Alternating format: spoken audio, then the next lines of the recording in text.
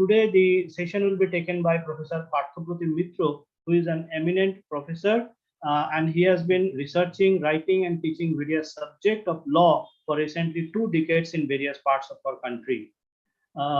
Before joining Woxen University, he performed as chair professor for PhD program in Galgotia University, Greater Noida, and professor research at University of Petroleum and Energy Studies, Dehradun. He was also engaged as senior consultant, grade 1 with Department of Justice, Ministry of Law and Justice, Government of India, New Delhi, where he dealt with action research projects on judicial studies and judicial reform. Previously, he served as Assistant Dean Academic Affairs at National University of Study and Research in Law, Ranchi, where he also chaired of the Research Advisory Committee. Presently, he has been nominated as the member of Board of Research Studies by IFA University, Tripura. He supervised PhD thesis and master dissertation for many students and also evaluated PhD thesis. He has been invited to deliver lectures as a resource person at Indian Law Institute, New Delhi, Indian Society for International Law, New Delhi, Indian Institute of Management, Ranchi, Calcutta University, Punjab University, Ranchi University, Jharkhand Juridical Academy, Amit University, Haryana, GD Goenka University, Gurgaon. He has written many books, and some of the books like Wild Animal Protection Law in India, published in 2016, and An Introduction to Animal Law in India by Thomson Reuters, published in 2019, are highly acclaimed among the researchers and academicians. The forward of this book, Socio-Legal Research Theory and Methodology, which has been published again by Thomson Reuters in 2021, was written by Emeritus Professor Upendra Bukshi. So welcome, Professor Mitro, to the program on research and publication ethics. And so please, sir, continue this session. Thank you, sir. Thank you, Dr. Ghosh, for your nice introduction. And today I have the plan about this subject. If we want to go the profession, your ethics issue, first we have to see what I have divided my presentation in 3 parts. First part, I will discuss what is the relationship between the ethics and the research. Second part, we will discuss that why research ethics is important. And thirdly, I will come to today's discussion, what you have allotted me, that is the research and publication ethics. So this is a vast subject, and little bit we have to discuss about this matter. Before going this thing, when I have done my research, PhD, on that time there is no such subject. Suddenly we have got the information, 2011, UGC has made the law that you have to go to the coursework. Coursework is a compulsion. Now we have understood that coursework is research methodology. So Indian research, if you see the status wise, Indian research throughout the world, this is not getting too much good rank. And if you go through the social science mainly, I am not dealing with the natural science or any kind of hardcore science or technology issue.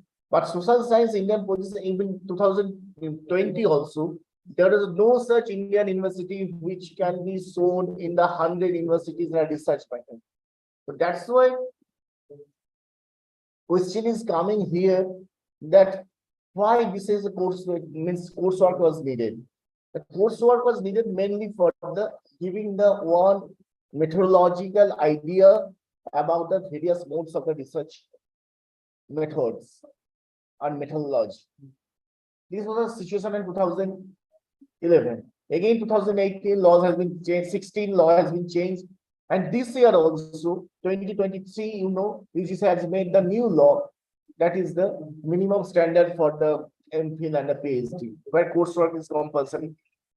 2019, they made the law that research and publication ethics should be the one important subject here. That is the 2019 first time. So research and publication ethics was inserted just for the sake of the ethical issues. The question is coming, why ethical issues were here important? The ethical issue is coming if you see that some important things are coming here. They are getting a rank, good rank. In spite of that, Indian research or researchers are not taking into good consideration in the Western countries. So that's why one major important thing is that those are not properly ethical issues are being formulated. So that's why regarding the research, there must be some ethics.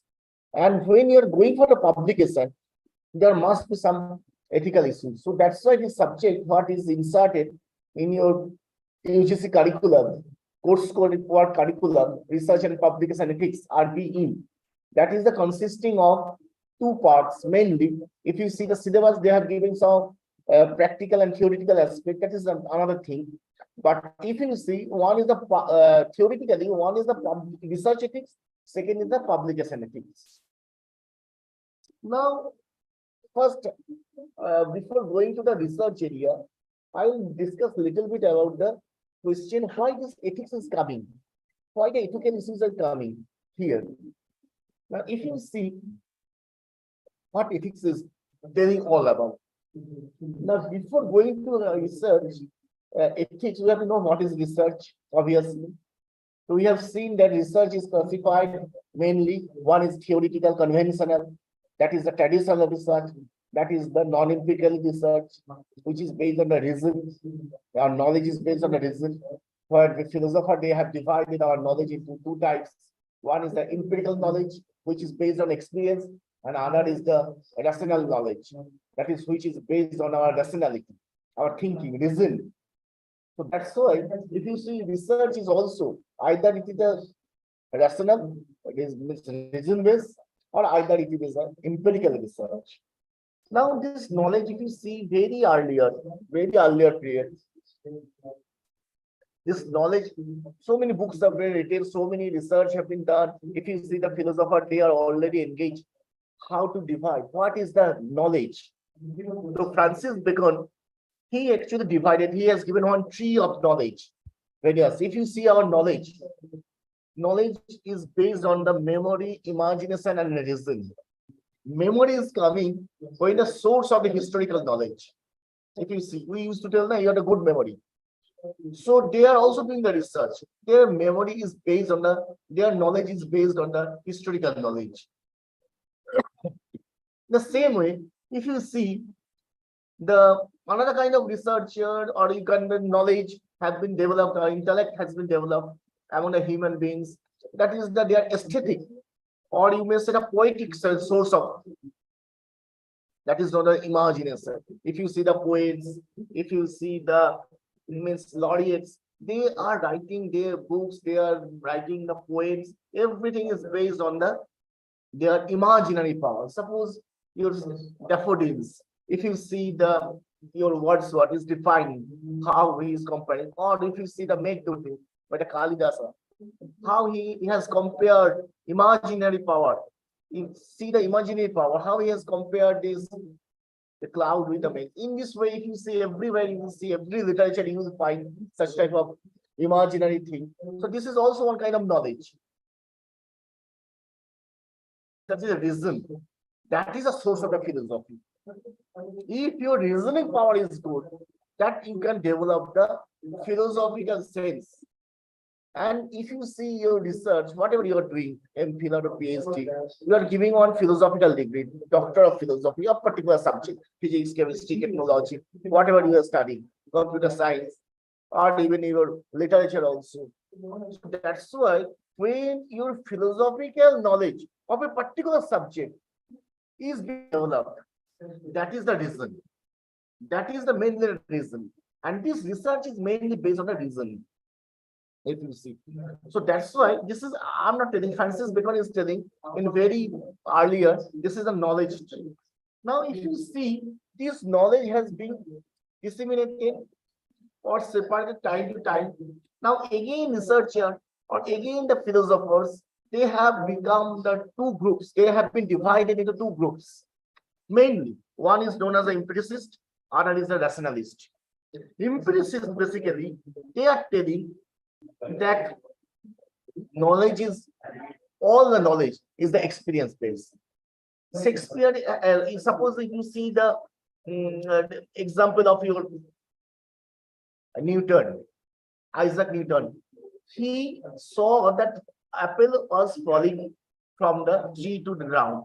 So if there is no type of knowledge was there, if he could not see the apple falling out of the tree, then how he could develop this theory of gravitation, all of these things. So one incident was there, what inspired him, what means instigated him, one experience is there where he has collected this knowledge. So they are telling, if you see John Locke or Berkeley, or if you see the Hume or J.S. Mill, Bertrand Russell, if you see there is the continued philosophy, there are the classic examples of such type of empiricism. So their empiricism is basically telling the example how the knowledges are being developed to the extent.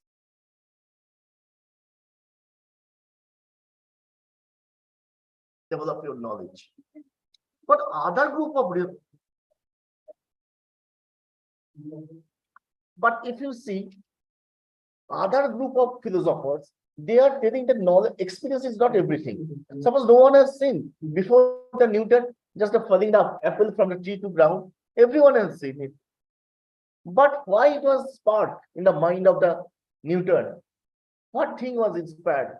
That is a reasoning power. So rationalist is telling that having the experience is not enough. Knowledge is based on a reason also.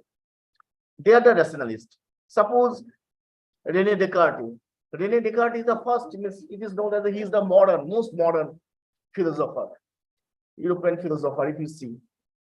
And his famous quotation was that ego curtigo ergo sum. 1956 to 1650, his tenure was there, his lifetime was there. He has given a very good theory, that is the ego curtigo and ergo sum. That means why I am alive? Because I am thinking. Everyone is thinking. Everyone is thinking. And can you remember the statue of the Nanda, that great thinker?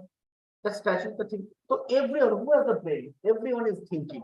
So you cannot avoid that. Why we are alive? Because we are thinking. So that's why you are a human being. We are the most superior species because we have our thinking power. So that's why if you see these Rene Descartes and later, if you see Immanuel Kant, who has developed the concept of reason, that's why our ethics will come on the basis of the reason, actually. Reason, ethics, and then morality, all of these things. So unless until you have the reason, we don't have a sense. We should tell you don't have a sense, senseless, sense and sensibility. Those things will inspire your reasoning power. Those things will inspire your ethical issues. Anyway, and if you see most modern, Karl Popper, Wittgenstein, they have given some this such type of linguistic philosophers were there who developed the concept of the rationalist thinking. On the other side, empiricist, suppose one of the empiricists, famous empiricist, this is a John Locke, champion of the empiricism. He told the knowledge is, means our knowledge is like the clean, when we take, means when we took bath, on that time it was a clean, so any child who is taking bath, who has taken bath, his knowledge is like the clean slate.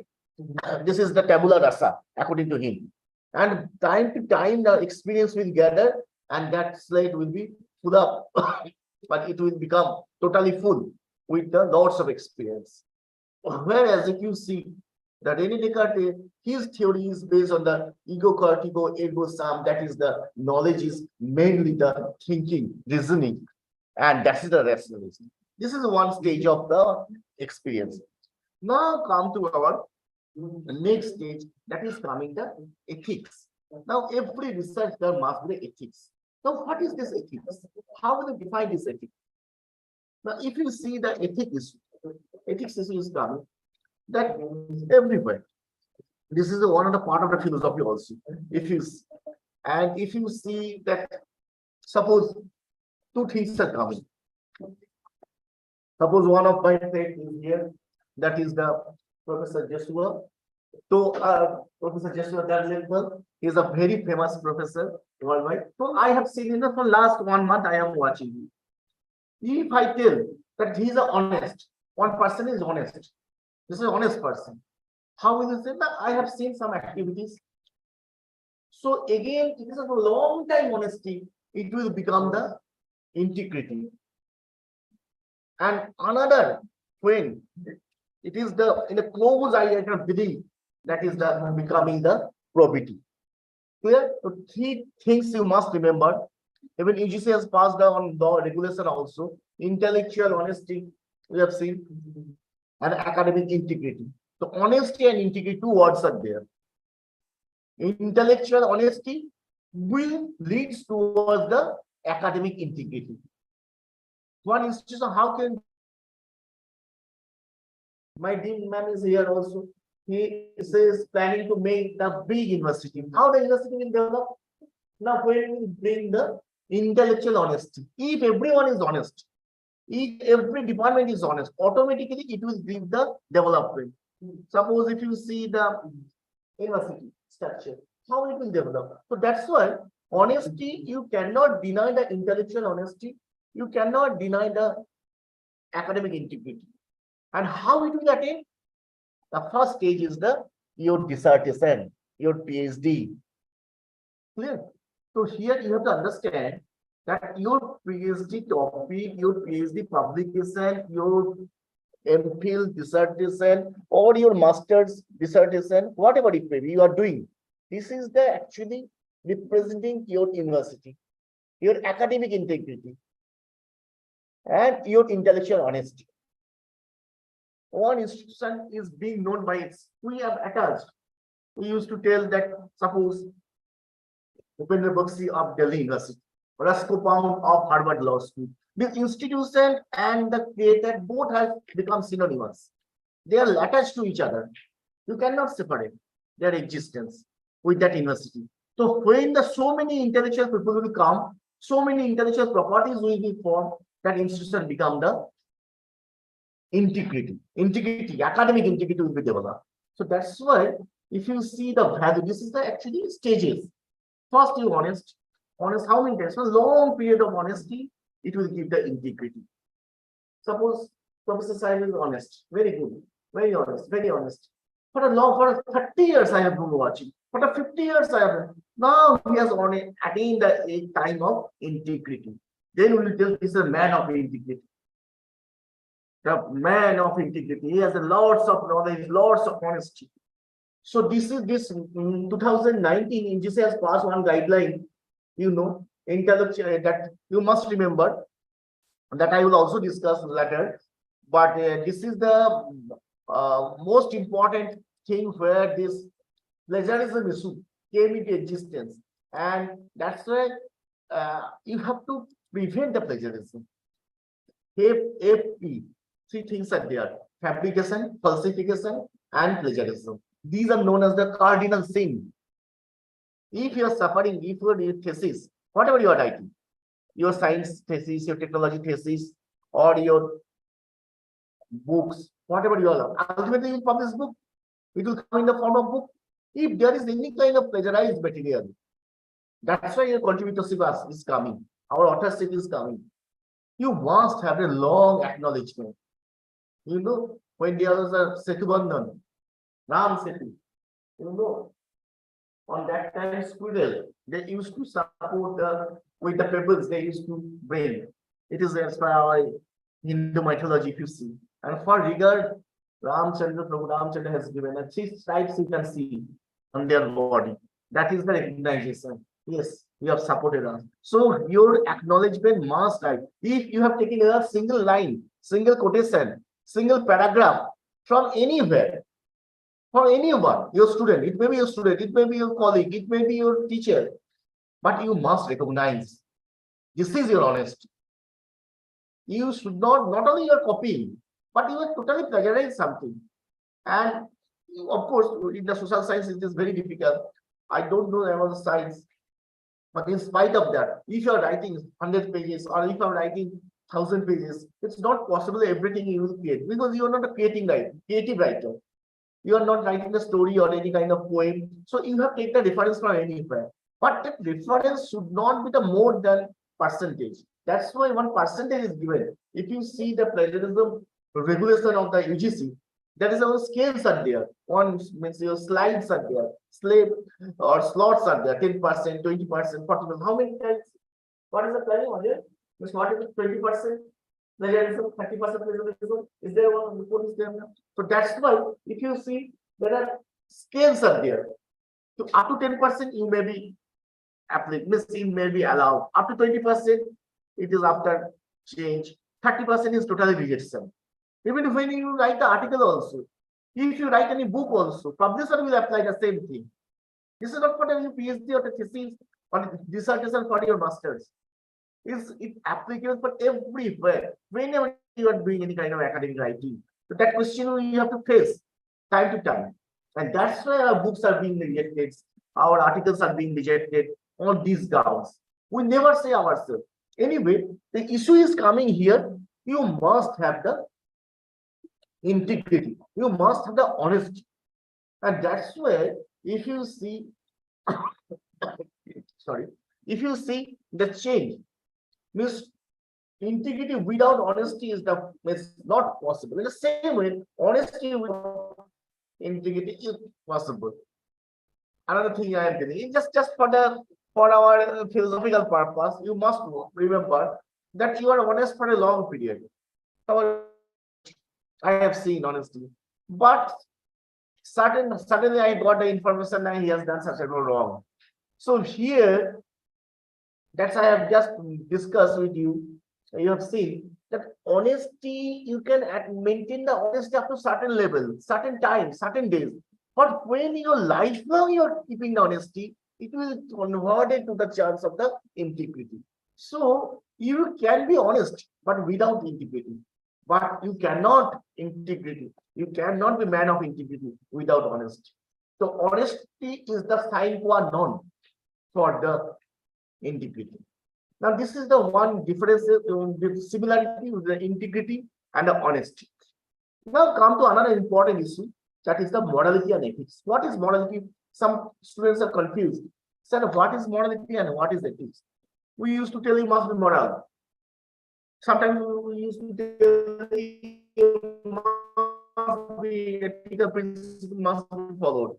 This is between the morality and that, because if you see the subject is the ethics. In the philosophy, if you are doing the philosophy, you know, there is a subject which is known as the ethics. Ethics is a branch of the philosophy, which is mainly dealing with the right and wrong. Philosophy is basically dealing with philosophy's ethic issue is doing on the right and wrong. So that's why, sorry, if you see the things which is dealing with the rightness or the wrongfulness of any incident. Suppose, no, you are not right. You used to say, no, you are coming late in the class. This is not right. Or I suppose teacher is telling you, don't come late in the class, or don't create nuisance in the class. Okay, if anyone has any question, you please write on the chat box. I will answer all of your questions. Let me finish first. I am in the first stage of my presentation. That is the first today I am discussing. Right now I am discussing what is the ethics, what is the morality, and what is the honesty. This is then how we will mix with the research ethics. Then I will discuss the publication ethics. I will come one by one all of these issues. Now I am discussing right now that differences between the morality and the ethics. When one thing will become moral, when one thing will become ethical, and how will you make the similarity between ethics and moral? Clear?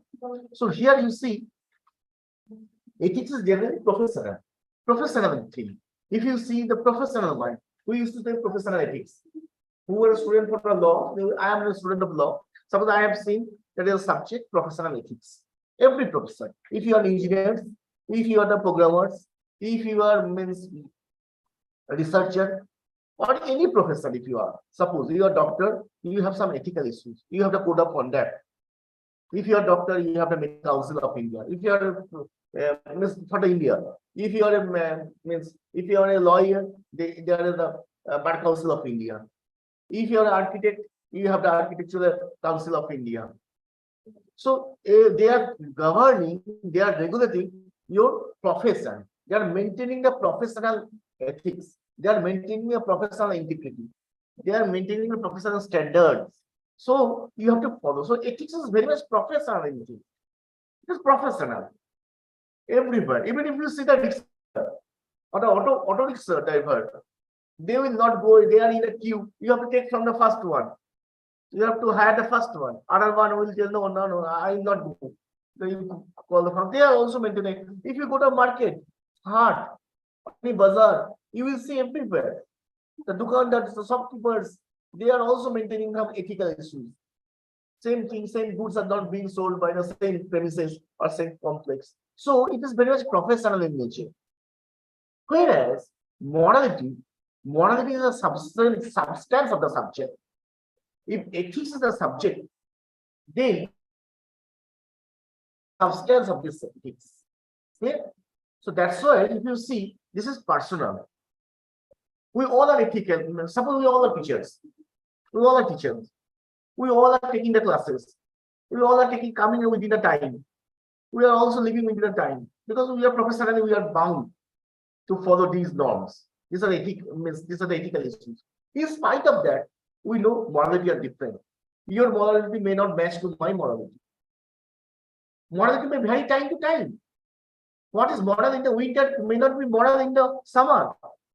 What is the moral for the teacher that may not be moral for the student? Student, you are thinking of when the sir will leave the class. I am thinking how much you will stay in the class as a teacher. So morality may differ. But ethics are same. If it is a grand norm, then it must be followed by everyone. So ethics is the external part, and morality is the internal part. Ethics has codes, rules, regulation. You know, code of conduct. Everybody, doctors, you know, who are doctors, they have to take the Hippocratic oath. They have to take the oath that we will follow this code. Who are the nurses? They have to take the Florence Nightingale oath. They have to take the oath. We will follow all of these things. This is a code everywhere. So you have to follow some code. You have to follow some rules. You know, Barkhausen has made the regulation. All the lawyers must follow. All the advocates must follow those regulations. But in spite of that, morality is different. You used to tell that this doctor is very ruthless. This doctor is very sensitive. Both are doctors. Both are following the ethics. Both are guided by the same Medical Council of India. But some doctors are very ruthless. You used to tell, very critical. Some doctors are very flexible, very much patient friendly. So that is the morality may differ. Same ethical principle they are following.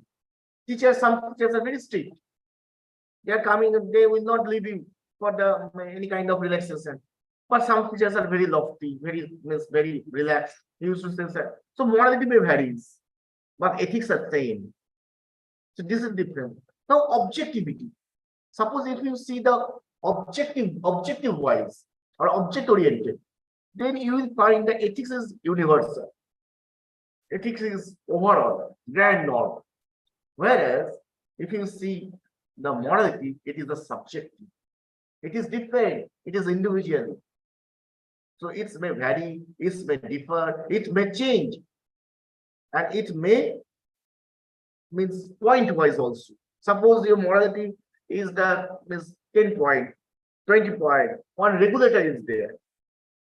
You used to say, no, sir, you allow me some more time. I'm writing in the exam. What used to happen? Everyone is given the same time, 3 hours writing. Someone is when teacher is coming or invigilator is coming for the taking of the, you tell them, no, sir, be moral, please allow me sometimes. So here you want that you be very lofty, you become very kind. So anyway, so these are the basic differences between the, I hope you have understood a little bit about the morality and ethical issues and honesty and integrity. It was the first part of my today's presentation that was regarding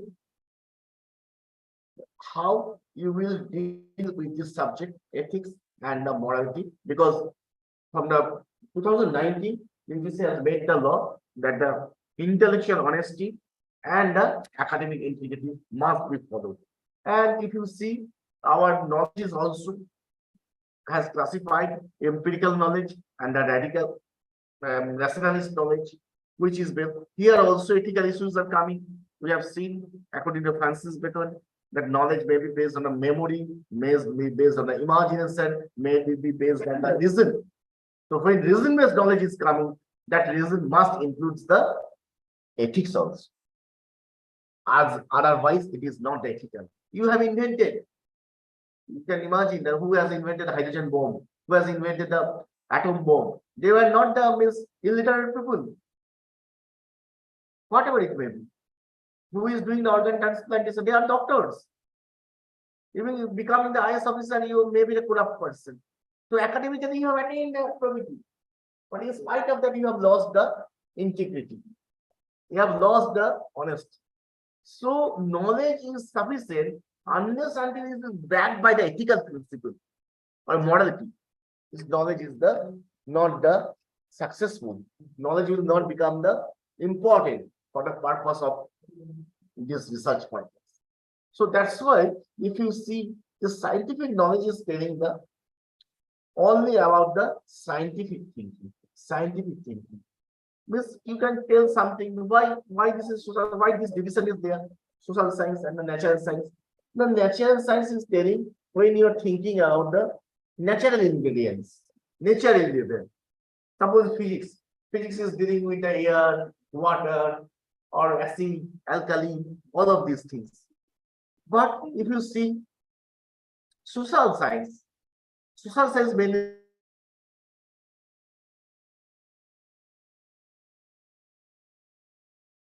development or any kind of relationship which may lead towards the society. That's why it is known as social science. So these type of two segregations are there: social science and the natural science. And if you see, there is one book written by the Immanuel Kant, and that is a critic. Any of you are aware? There is a book written by Immanuel Kant, that is the Pure Reason. In 1981, he wrote this book, where he is telling, in the second edition of this book, 1787, he is telling that question is coming when scientific development came to the game, when the experimental methods came into existence. So everything must be proved. You are the science student, you all are the science and technology student, you will better understand. Galileo, he is known as the champion. He is the father of the experimental research. You have to show. So every research must be shown before the authorities or before the your public, or suppose all India, okay, all world history congress is going on, or suppose your mathematical congress is going on. You will see the mathematician, they are showing you have proved something, you have invented something, any formula you have developed. So you have to show it. This showing means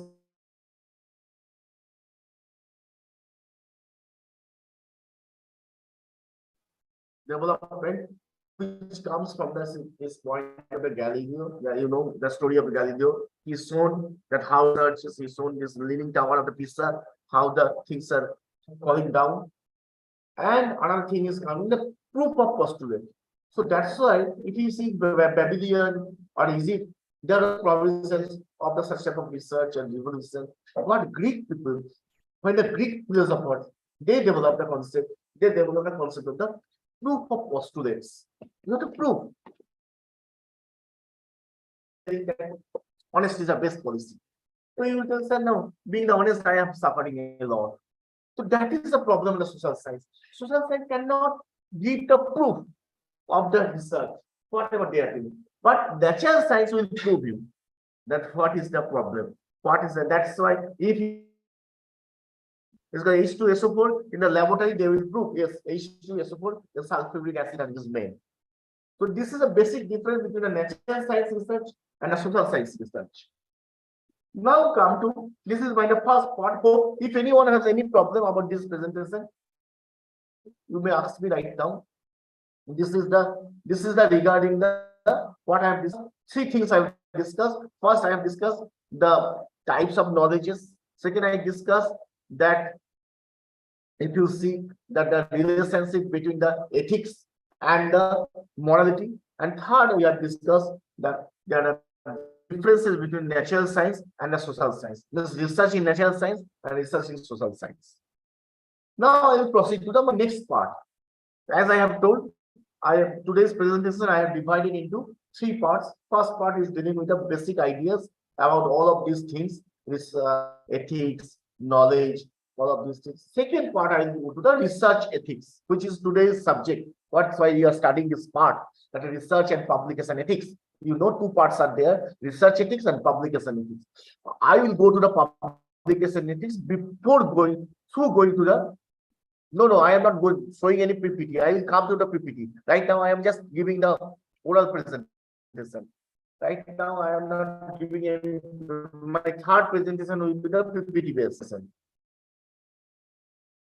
Now, PPT I will come. I know you all are PPT and PPT accustomed, but the traditional people like me don't the same thing, the traditional knowledge. Is missing a little bit. Then I go to the further. My third presentation will be the PPT base. Clear? So before going to the second stage, I'll discuss what is the research ethics. Ethics we have understood, morality we have understood, research we have discussed, knowledge we have discussed, we have seen. Now, why ethics is needed in the research? That issue is coming. Why ethics should be followed? As we have seen, that lots of problems are there, lots of complaints are there, that Indian research is not up to the mark. They are not following the ethical issues. Copies are going on, fabrication is going on, plagiarism is going on. But before that, you must know that why ethics is important. So that's before going to the ethics. I just want to quote research ethics matter. Karl Popper is a very famous philosopher of our time. And there was a Science and Ethics International Congress of Philosophy in Vienna 1968, where the session was there, Science and Ethics. I think you all are the science student, all are technology student, you will better understand that suppose you are dealing with the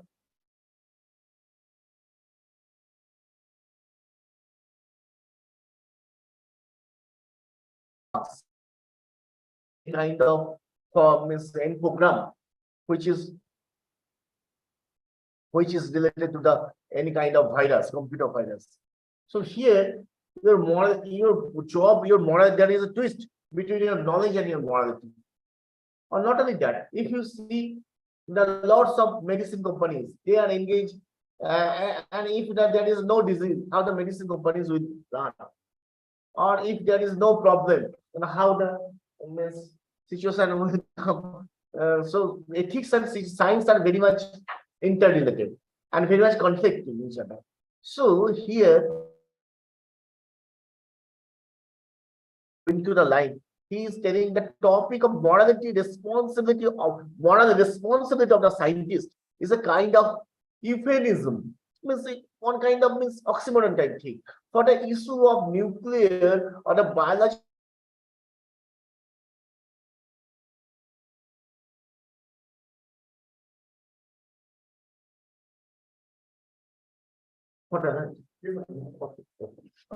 So that's why if you see this, the moral responsibility of the scientist is there. Because you are telling you will invent something, you will telling you will do something, but in spite of that, you are telling that you have to follow the responsibility, you have to follow the morality. So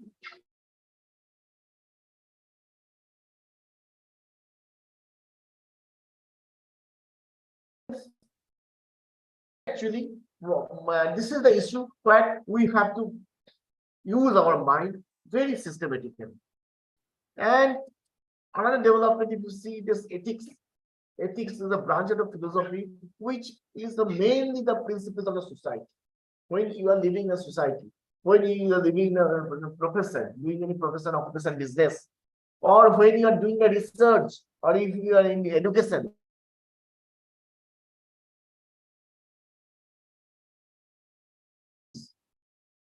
if you don't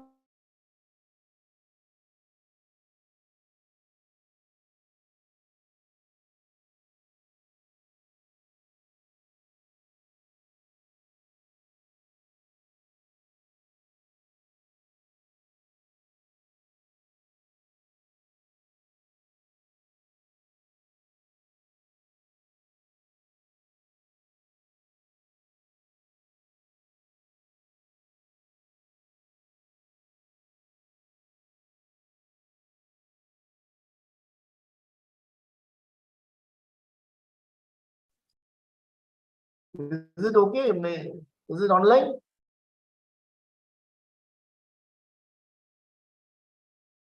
Is it continue?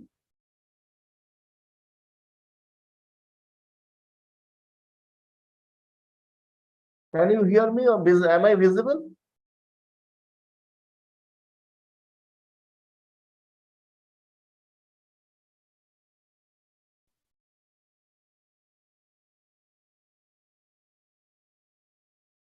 Okay, okay, good.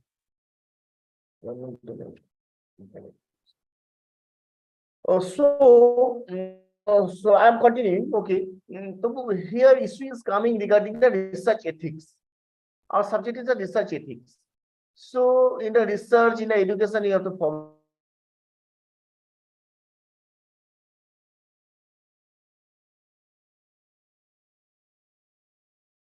conflict and contribution. Now issue is coming. I'm telling you one important thing, that ethics and morality already we have discussed, but a little bit you must understand that ethics and morality both are responsible for the scientific research. Clear? You ethically you must follow one community, one group, one profession. You are a scientist. You are the scientist, or you are sorry. You are suppose you are the medical.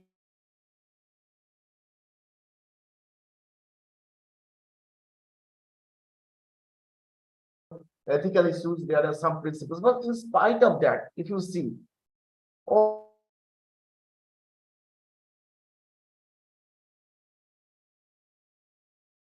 you see, the roads are being full of problems. We see. Uh, am I audible? Miss? You know that the fluctuating actually connection. I am using actually two modes. I am using means apart from that, I am also using mobile data also. Okay, is it okay right now? Yeah. This Wi-Fi and your also mobile data both I am using. I don't know. Right now it's okay now. Can you hear me na properly? Okay, okay, okay, okay. Then I am proceeding. Okay, okay, okay. Should I stop the audio? Stop the video? Then I continue. It will be better connectivity. Okay, good. No problem. Okay, okay, okay. I know I am very, I am not good. I am not very handsome, but in spite of that, you must listen to me about this mode where we can see that we can see how the ethics has come in the research area. Why researcher must go to ethical issues? Why they will listen that ethics issues?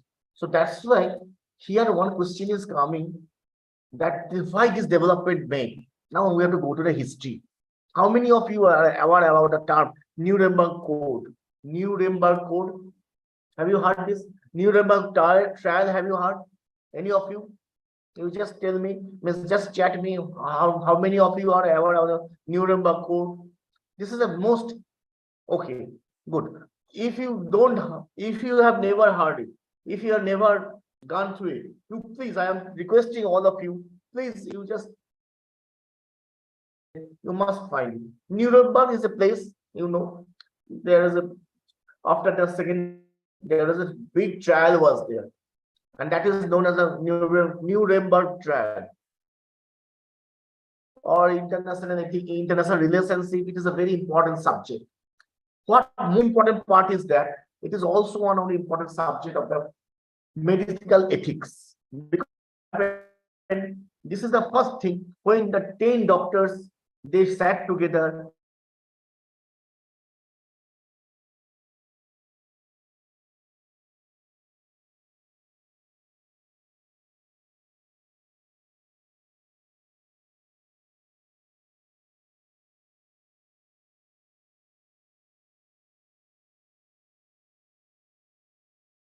46 concentration camp who were there. They applied the medicine. They research on the human beings, and that is a very much unexpected.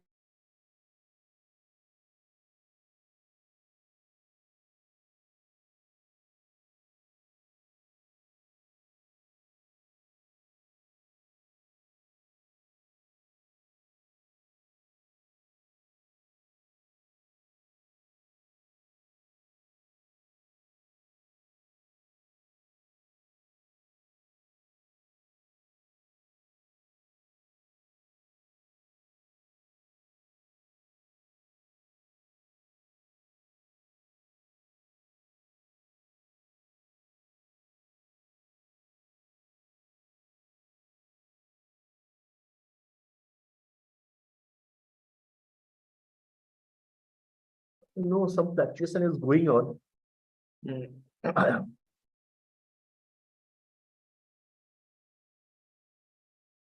okay. Then I can do what I can do. I can.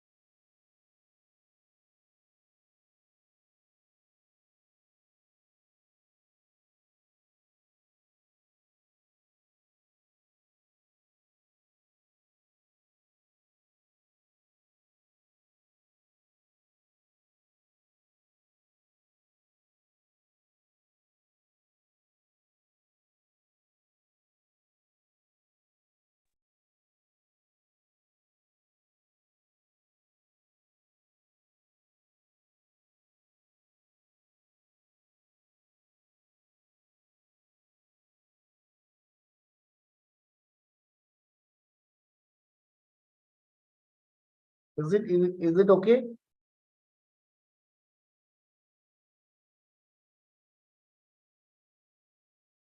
Can you hear me?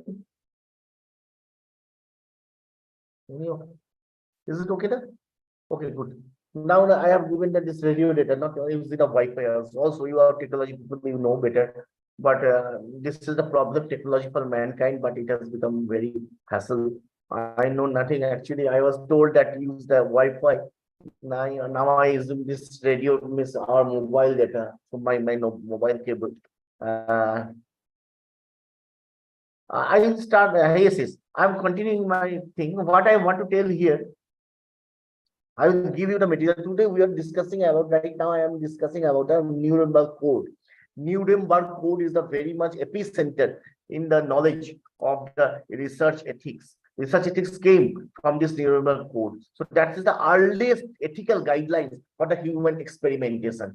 When you are doing any kind of experimentation, when human being is the subject, or where if you see any living element is the subject. So this is first time the doctors, they sat together, and lots of people, means engineers and lawyers, and those brought this code. The Nuremberg Code is known as the one of the earliest and the oldest. I think this is the 1947. It's not too much old, but as the when you are doing a research, development of research ethics. So this is the Nuremberg Code is the epicenter of the everything is coming from this Nuremberg Code. This is the first thing when this research guideline or ethical guidelines were given in the case of the research. And if you see, then in actually what happened in America, there is a problem. I am telling you. Then most important issue is coming the 1970. There was a National Commission for the Protection of the Human Subject of Biomedical and Behavioral Research, USA. 1970. 1970, there was the one commission. One commission was established by their government, that was the protection of the human subject of the biomedical and behavioral research in USA. And 1970. This commission was the mainly the protection of the human subject from the biomedical and behavioral research. Now, why this came into existence? Now, another report you must know, that is the Belmont report. Now, how many of you are aware about this Belmont report? 1979. It's a subject of the 1979. Belmont report. Have you heard this? Belmont is also name of a place. This is a New Hampshire. There is a place, Belmont. Belmont report. I told you about the Nuremberg Code. You must go to the Nuremberg Code in your internet. You will find why it is. Another thing is there. That is the Belmont report.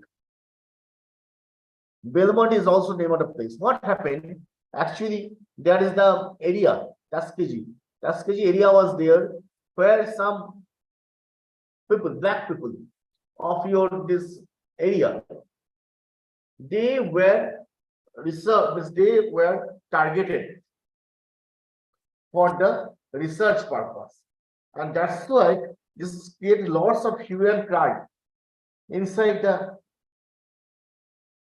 US. And that question came in 1970. So that's why there was a committee was established.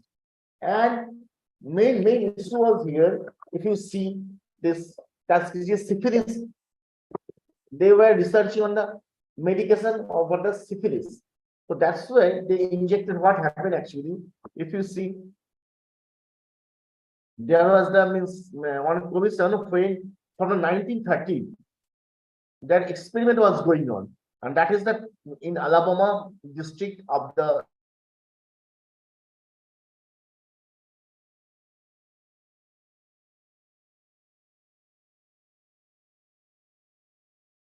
they were collected, they were the subject of the research.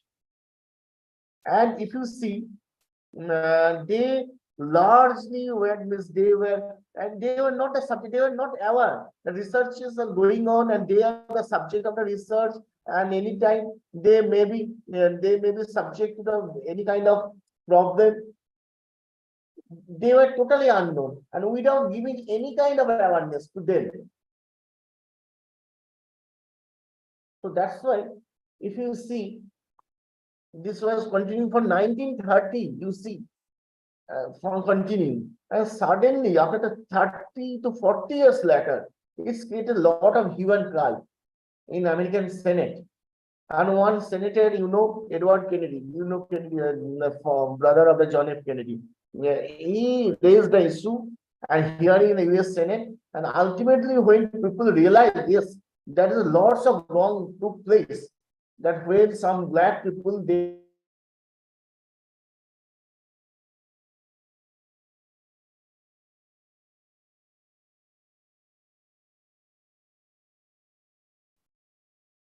totally they were used for this purpose. And ultimately what happened? Ultimately, American government established one commission, and this commission is known as the Belmont Commission. There are lots of doctors, lots of researchers were engaged here, and Belmont Committee report is one of the, you may say, one of the Bible in the field of the research ethics. Belmont Committee report. What the Belmont Committee is telling, we are not going in details about the Belmont Committee, but Belmont report is 1979 is telling about three things. Basic principles are three basic principles. First thing is the respect for the persons. Means when you are doing the research, when human being is the subject, you must have the respect of the person.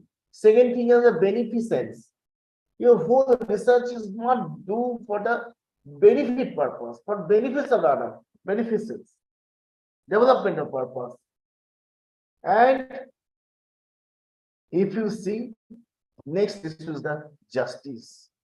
Justice is the most important thing. So you must do the justice towards those persons whom you are using. So for the research purpose, you are experimenting, you are taking the animals, you are taking the human beings, you are injecting them, you are taking, so who are your respondent, whom you are applying your research, whom you are experimenting, they must aware about this thing.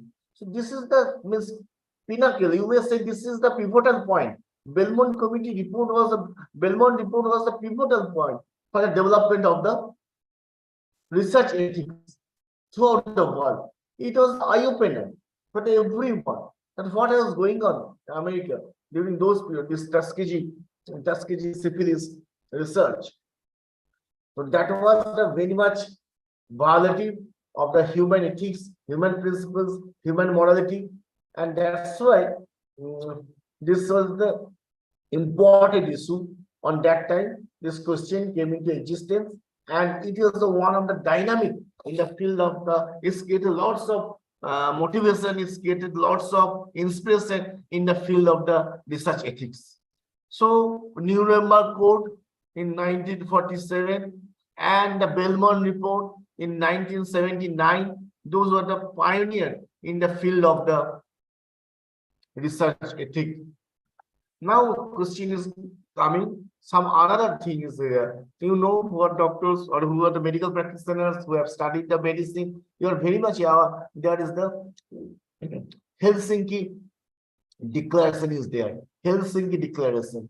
It is actually the declaration of ethical principle of medical research involving a human subject. The name of the declaration is the official name of the declaration was the Declaration of Helsinki on ethical principles for the medical research involving human subject. The World Medical Association organized this this program in 1964, where all the medical practitioners they declared, all the country they declared, and they adopted this principle. This declaration means declaration they all have declared, and ethical principles should be followed for the medical research involving the human subject. Where human beings are the subject, where humans are the subject, on that subject, some ethical principle must be followed when you are doing the research.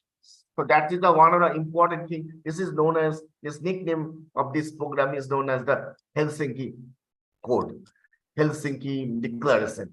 This is the actually 10th World Medical Association Congress was there, where it was this decision was taken. This is the three pioneer stages. One was 1947, immediately after the Second World War, Nuremberg Code. Second was this Tuskegee syphilis report. We have seen the syphilis research on the syphilis that came, and that's created lots of hue and cry. Ultimately, Belmont report came into existence. And third thing is that Helsinki Declaration. This is another important issue in the medical research. So, where medical practitioners or a medical researcher who are doing the research where human being is the subject, they must follow these guidelines of the declaration.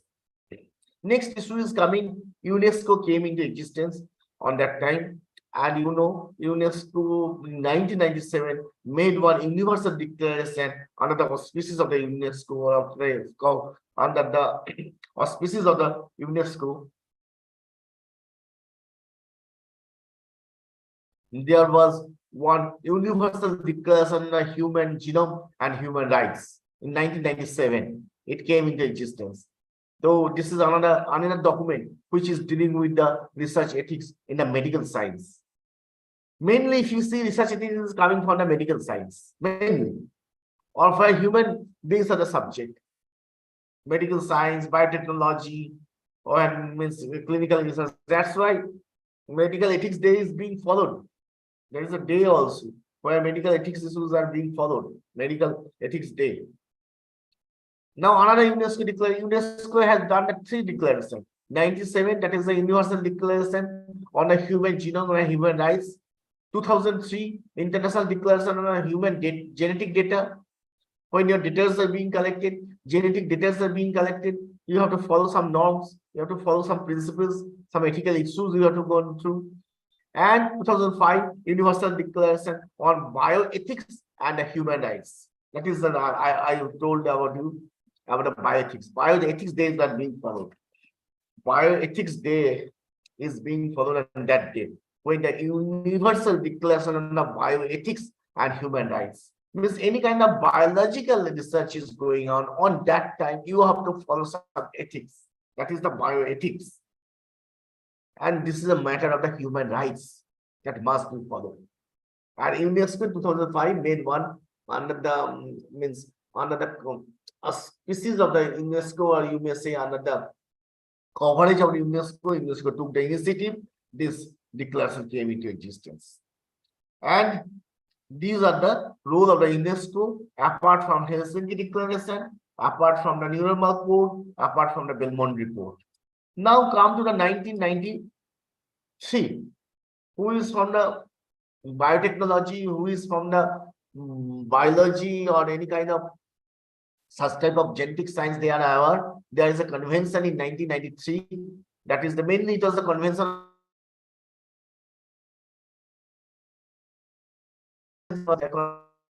diversity. That is in 1992. There is a biodiversity or the biological diversity. There is a convention CBD. CBD was in 2000. Sorry, it was in 1992.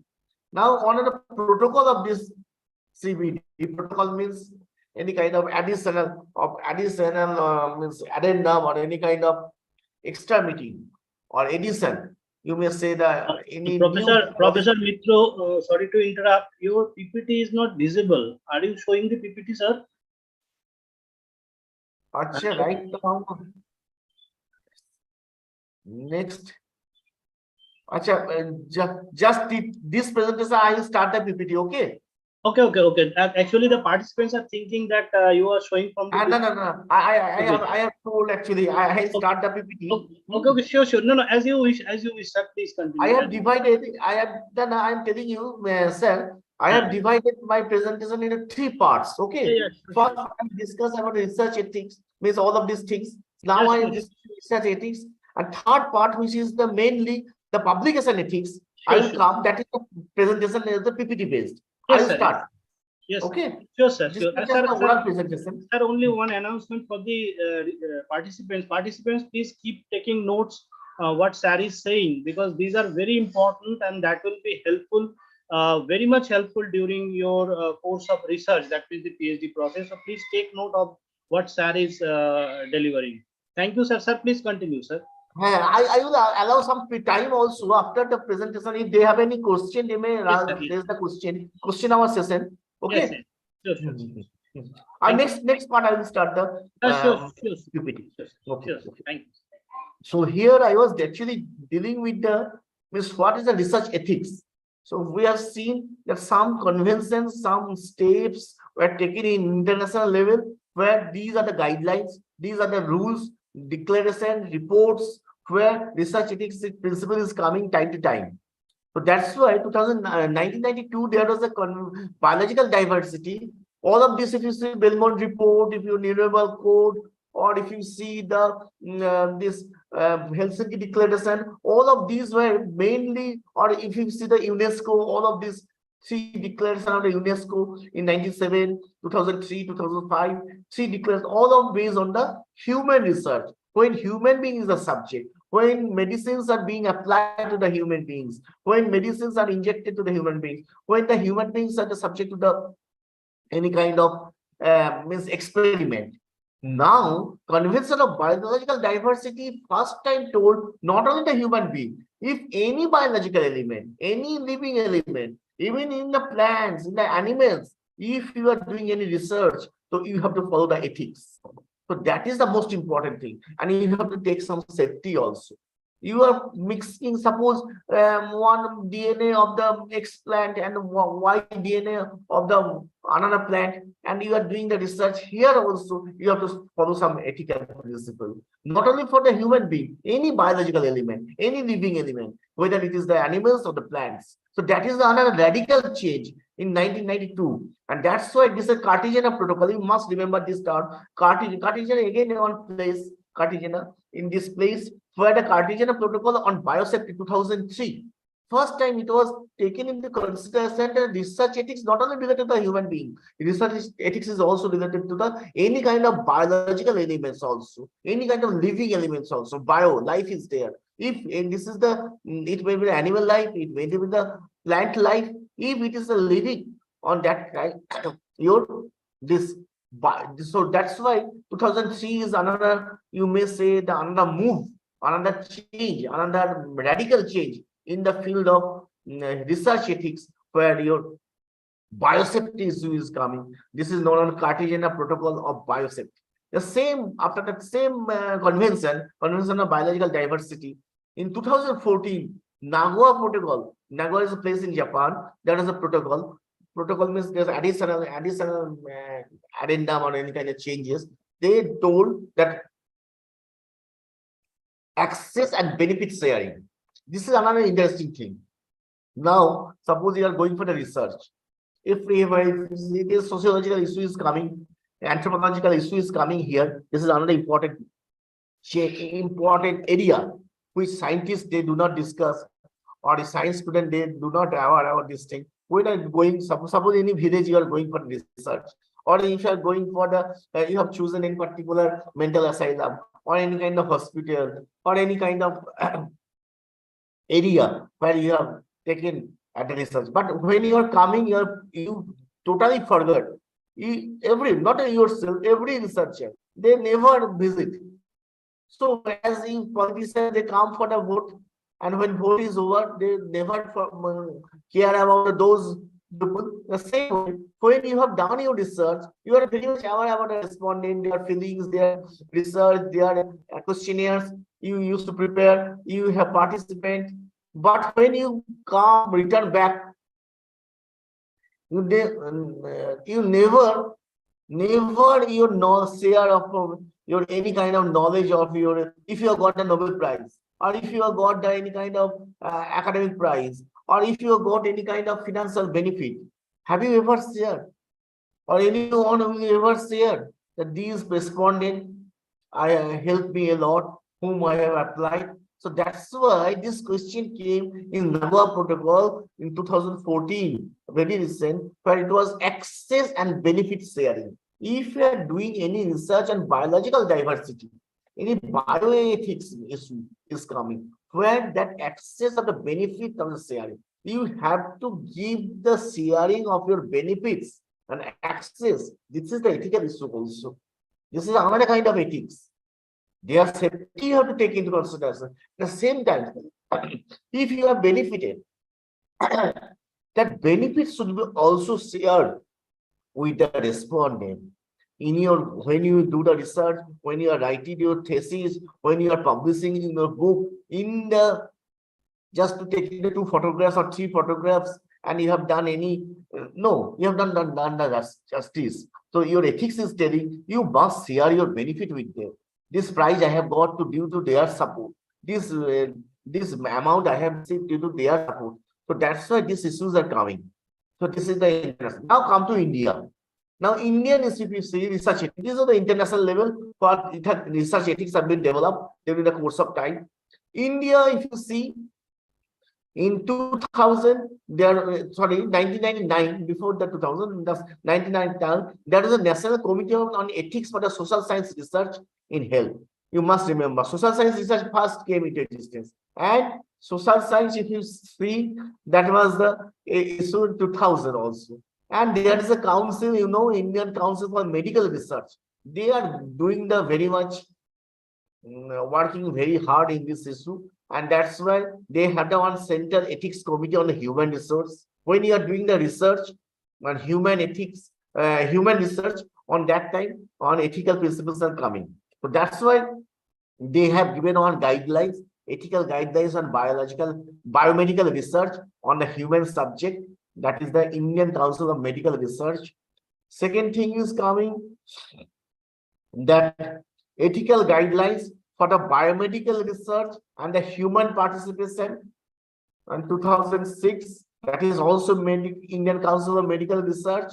And 2017, very recent, they have issued another guideline, National Ethical Guidelines for Biomedical and Health Research involving the human participants, 2017. If you want, I will give all of materials to you. In my next class, I have another class tomorrow. So Subrata Babu will also help you. I will give all of these materials. Even I have written a book also on this topic. So you can find out that how research ethics is helpful for the importance of any kind of medical research, any kind of your biological research, any kind of your academic research, where human beings are subject, where biological diversity is a subject, everywhere. Now, come to Indian position, we have seen the Indian Medical Council has played a very important role. and they have given some guidelines time to time from 1999, 2000, 2006, 2017. They have given the biomedical research guidelines, ethical guidelines for the biomedical research. They have given the guidelines for the ethical research in the health and the human participants and all of these issues. Now, come to our subject. That's why you are here. That's why I am also teaching here. Subrata Babu has done a very tremendous role just to conduct such type of workshop or such type of coursework. That is the due to the UGC guideline. That we are all coming under the part of when there is UGC means University Grant Commission is there in India. So they are looking after that our academic research. Before I started with this presentation, I have told you that when I did my research or I have done my research on the suppose 2011, on that time there was no such type of UGC guideline. Our research was totally open. It was separate from university to university. But 2011 onwards, more precisely 2009 and onwards, if you see, UGC made the law. Now UGC has the several guidelines. And regarding the research, UGC has also given the guidelines. So if you see 2009, first time UGC made the law, minimum standard and procedure for the awards and MPhil, PhD degree. That's why under this law, you are studying here. And if you see that 2016, again, new law has come. And 2023, this year, UGC has made some new law regarding the same law has been changed somewhere, and that's a new law is there has been published. So that's why if you see that UGC have lots of guidelines. My subject is that today's discussion why we are studying the UGC 2018 has even one regulation. That regulation is the promotion of academic integrity and prevention of plagiarism in higher education institution regulation 2018. You must remember. And that's why this program, if you see 2019 research and publication ethics, one subject RPE that has been inserted. This is in your curriculum and the coursework. All the research student, PhD student, they must know. Even master degree student who are doing the research, MPhil student who are doing the research, they must know about the research and publication ethics. Why? Because this is the guideline, this is a law, this is a rule as per UGC norms. But that rule came, and if you see, that rule came actually in 2019. But this thing is coming. Why this research ethics should be there? That we want to promote the academic integrity. We want to promote, UGC also wants to promote the academic integrity in every academic institution, higher education institution, and prevent the plagiarism. Tomorrow I will discuss about this rule very detailed about this rule. That's why you have come here. You are studying this subject that you must not do any kind of plagiarism. You know, every university right now, even every educational institution, every college right now, there is an IQSC cell is there. Internal quality assurance cell is there. That is also the UGC guideline. Any kind of public teachers, if they are publishing, they are writing something, that must be gone through this IQSC test. IQSC is the body who will test every for their own institution, higher education institution, about it is the plagiarism free or not, if there is any kind of problem or not. So everywhere research ethics is now become the subject of the academic research also. So not only the sense of the any kind of freelancing research or any kind of medical research, when you are getting the degree, when you are getting the means any kind of research certificate from your or any conducting any research under your university, on that time you must have to go through these guidelines. You have to follow this. This is the most important part of today's presentation. This is all about the research ethics. Research ethics. Clear? Now this is it was by the second part. So that's why first part I have discussed what is the ethics, what is the morality, and what is the knowledge, what is the various branches of knowledge, and also discuss about the social science research and the natural science research. Second part I have discussed about the research ethics and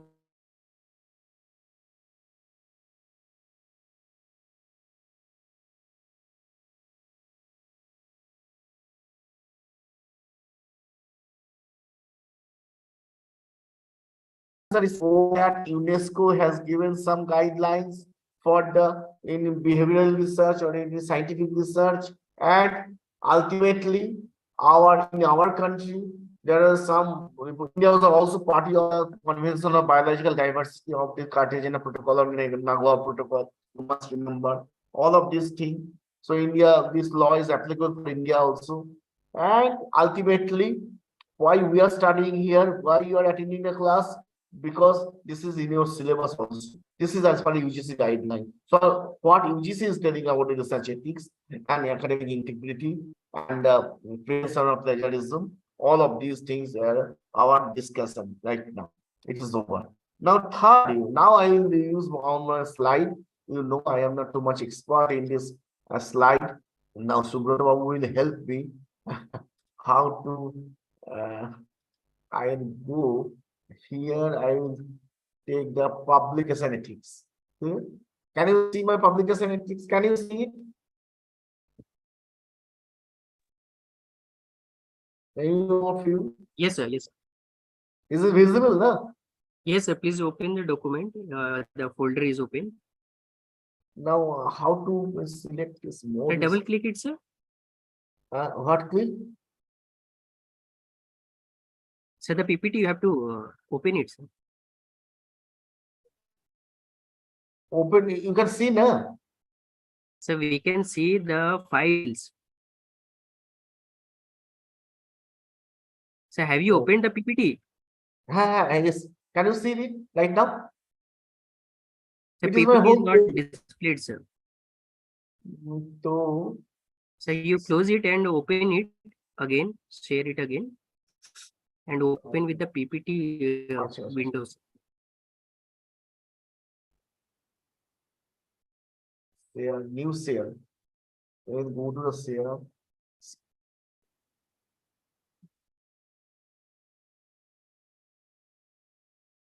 That you close the sharing? Let me see. Yes, sir. Please share it again from the beginning, and sir, please share only the window of the presentation. Close that. Share the entire screen, sir. Just let me say, I'm not too much expert. That's why.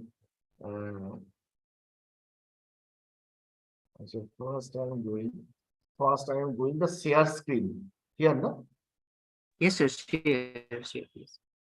Share screen. Then I have to go to the screen. Screen. Share screen. Then share. Oh no.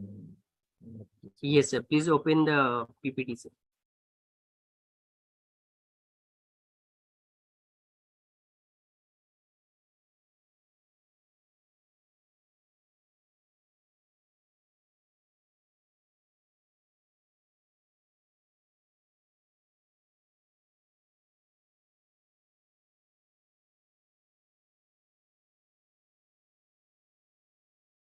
Sir, please open the PPT, sir.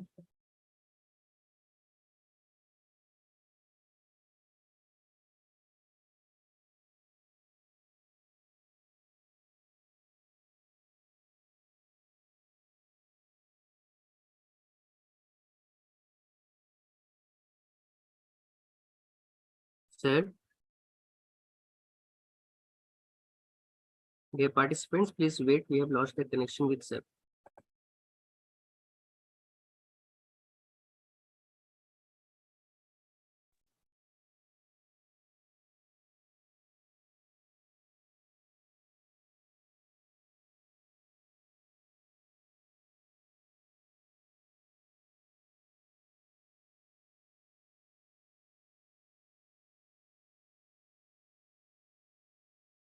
Can you see me? Yes, sir. Yes, it is visible, sir. Achha, okay. Yes, sir. Sir, can you make it bigger? Yes, sir. Yes, sir. Zoom it. Yes, sir. Is it clear? Yes, sir. Yes, sir. Fine now, sir. Yes, sir. Yes, good. Then. Just I'm not too much expert. That's all.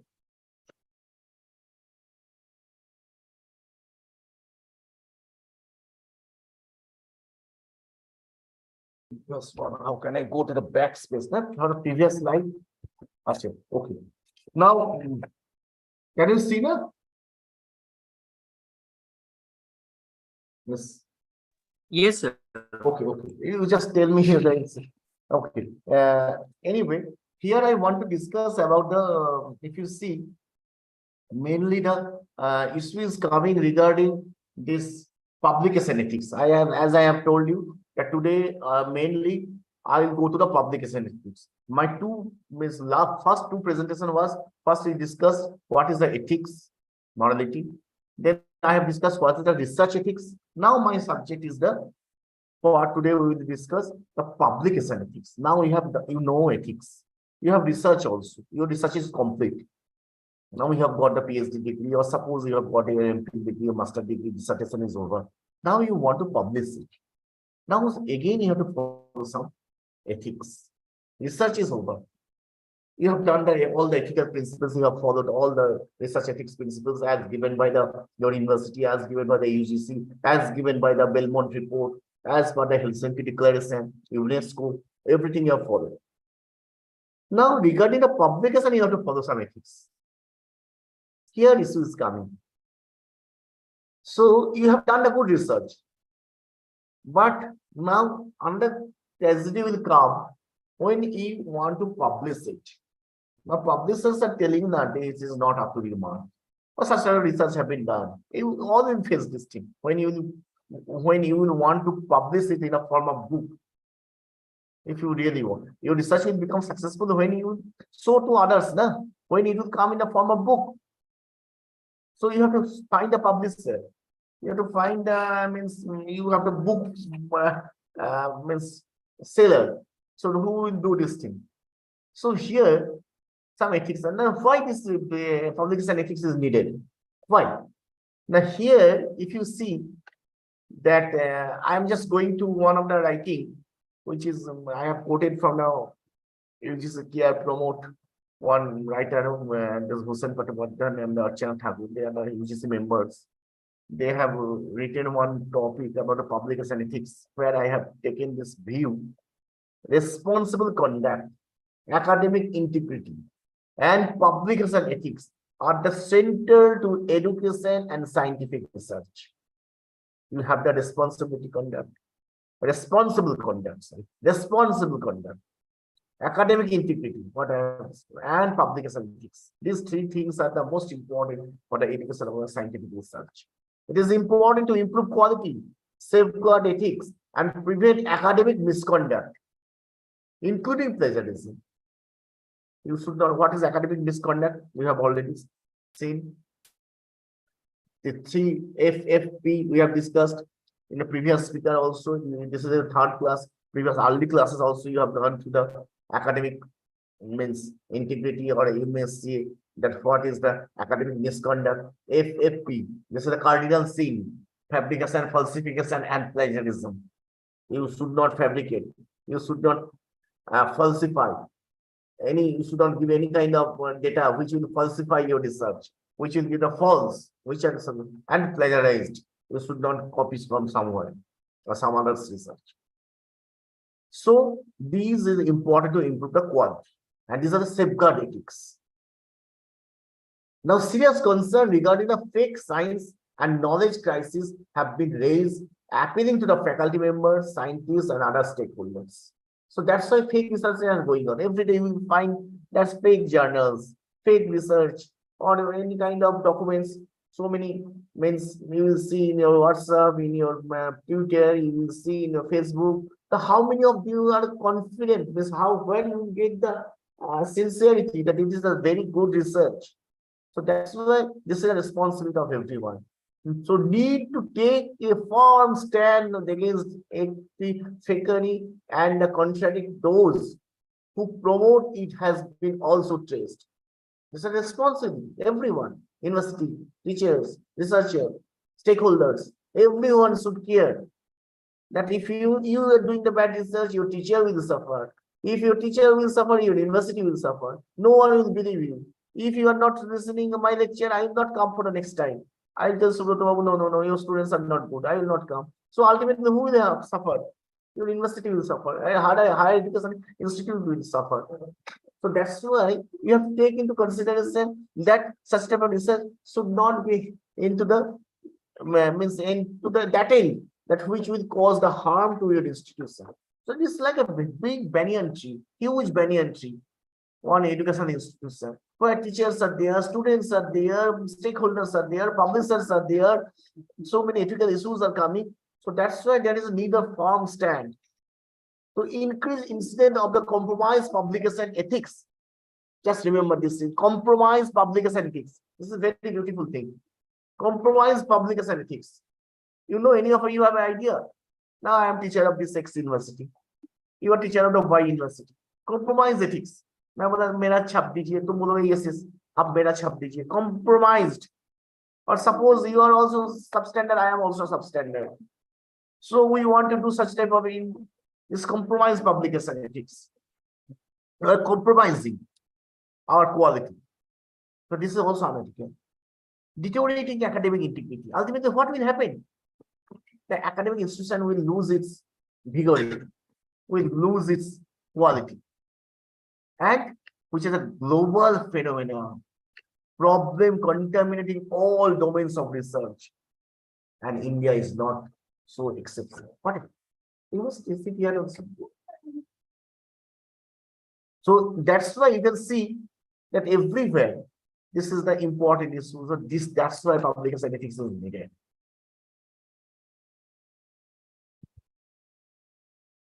Now, next, this is the this quotation I have taken from the, one of the good journalists there, publisher is there, that is the Taylor and Francis.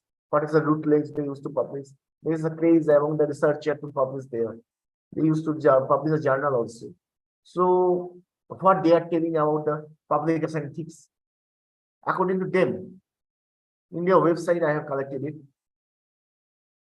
According to them, the ethical research guidelines as a journal editor, NCO, journal editor, this is a responsibility of the editor also. Editor is editing the book, the journal. If he is following the ethical principles, so it will give the good reputation to journal also. Suppose Harvard Law School journal. It's a long time journal, ethical principle. Because you have to believe if it is published in the science, nature is a best publication. It is told nature is index power is a tail. Nature. You have heard all of the science students, you must have heard about this journal. So that is the responsibility of the editor to put the journal in that level. When your journal will come that level, when you are following the ethical principle of the publication ethics. So ethical research guidelines as a journal editor ensure that treat all papers fairly without bias during the review process. Yes, they are bias free. In the review, they will not see that you are black or you are white or you are poor or you are rich. Only your academic quality will be taken into consideration. So that will give a bias free edition. And they investigate any allegation made about the articles, whether under the peer review or already published in the line of industry standard. Ethical guidelines are sign of the trust, which so editors and independent peer reviewers have evaluated the paper. What a good line, you see. Ethical guidelines are a sign of trust. You will get the trust. There is a viswas. There must be one of the confidence. Yes, if I have published it from the nature, if I have published it from the Routledge, if I have published it from the Springer, that means it's quality. You need not to say anything. If you show me, sir, my article has been published in suppose journal of this magazine or journal of this quality, then automatically you need not to say any second thing. So it will give the trust to your employer, to your student. Oh, sir, article has been published. Even your teacher also, he will also respect because so many independent peer reviewers are there who have evaluated. And readers should have the enough information on any conflict of interest and ethical approval to draw their own conclusion about the result presented in the paper. Readers should have the enough. One side it is giving the protection to the writer, researcher, their status, their status symbol, their reputation. Other side, it is giving the confidence to the readers also, that is giving the enough interest. And it is remove the conflict of interest or ethical approval. It's a double-sided knife. It is not only helping the one side, it is helping the two sides. One side the readers and other side the authors also. So such type of confidence that it is the quality. So when you are going through the bias page or any kind of no kind of illegality is there. You are not following any kind of unethical things. Now, second thing is coming. Next issue is coming. Then whom should I follow? Whom should I follow? What is the best practices? What should I do? I am telling you, student, become the good student. Try to become the good student. Always try to be the good student. You will ask me, sir, what is the criteria of the good student? What is the best practices of the good student? What good student used to do? So I am telling you, become ethical, become moral. Your publication should be the ethical publication must be there. Now, what is the best practice? What are the guidelines for the ethical publication? Now, if you see,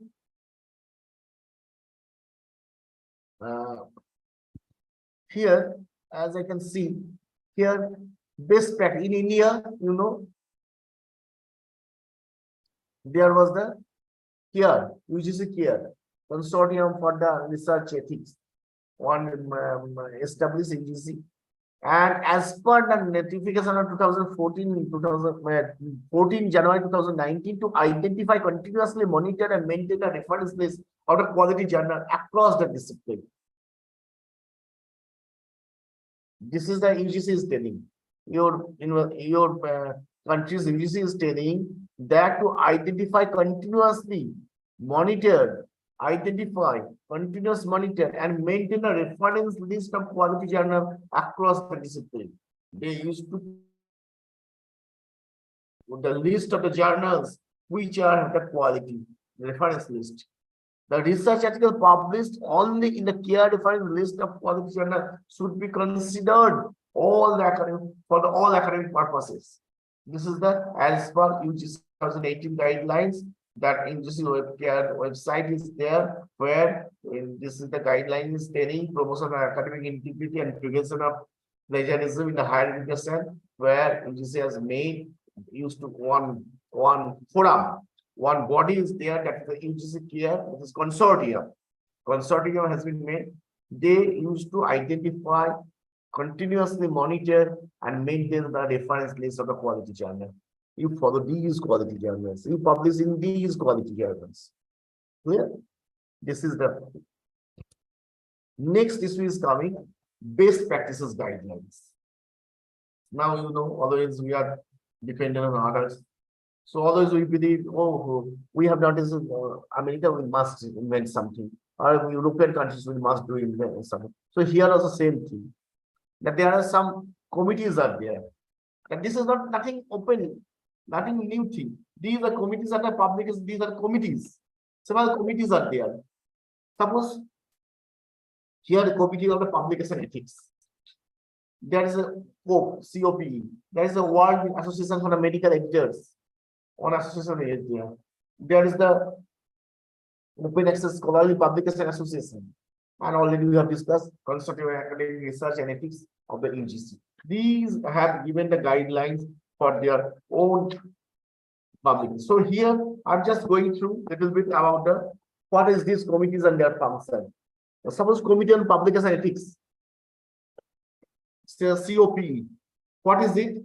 It is actually involved in the publication ethics of the aim to moving the culture and publish toward one of where ethical practices become the normal part of the publishing culture. Over the 20 years, COPE has grown to support the members worldwide from the all academic field, primarily editors, but also the publishers and the individuals. So this is the association, COPE, the Committee on Publication Ethics. This is the association, or this is a group of the, previously it was a group of the editors, primarily it was a group of the editors, later publishers also came, and some related organizations they made. So this is a one international committee. They all of the private matter. There is no government interference. All of these are non-government actually. These publishers association or the association of the publishers and editors association, they have made one committee. That committee is there, and they are functioning for a very long period. And if you see this, this is coming from the first meeting of the Pope took place in April 1997. The first open meeting was held in the 1997 November. Right now in 2000, Pope had the 90 members and had drafted constituting setting one or more organization with the elected officers and a council. And 2001, Pope has concluded to push the establish the council of research integrity in the UK. In 2017, code of conduct was removed to replace the code practices. So that's why if you see, they have first there is a code of conduct. Right now, they have given the code practices that must be followed by the all researchers, all the who are want to publish their work. So that committee on publication and ethics are doing this thing. And if you see that this scope, they for the last 20 years they are working with various aspects, and COPE strategic plan strives to improve the engagement with the current and the new members, and including the universities. You know, many universities to give their membership, so you can become the member of this COPE also, COPE, every university, and research institute also, and develop the new resources for their members, and arts, humanities, social science, computer science, technology-based discipline, develop subject of country like China, South America, South Asia, everywhere. So that is the another important issue. They can become the member, your research institute or your university can become the member of this institution, and through of this committee, and they can develop the research ethics. Now another issue is coming. Another next issue is you can follow some guidelines are given by the World Association of Medical Editors. From name it can very much prove this is a medical editors. Such type of journal where publication is given.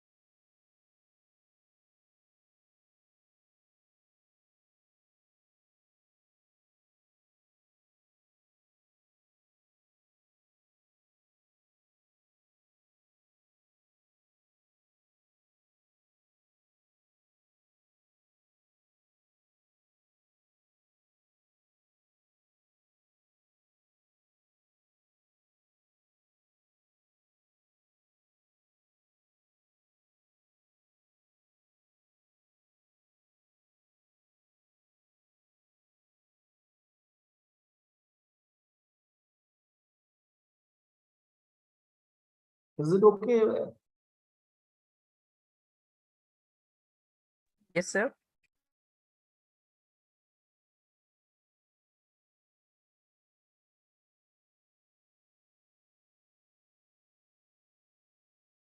Hello, can you listen? Sir, please reshare it, sir. Is it? Yes, yes. Can you hear me?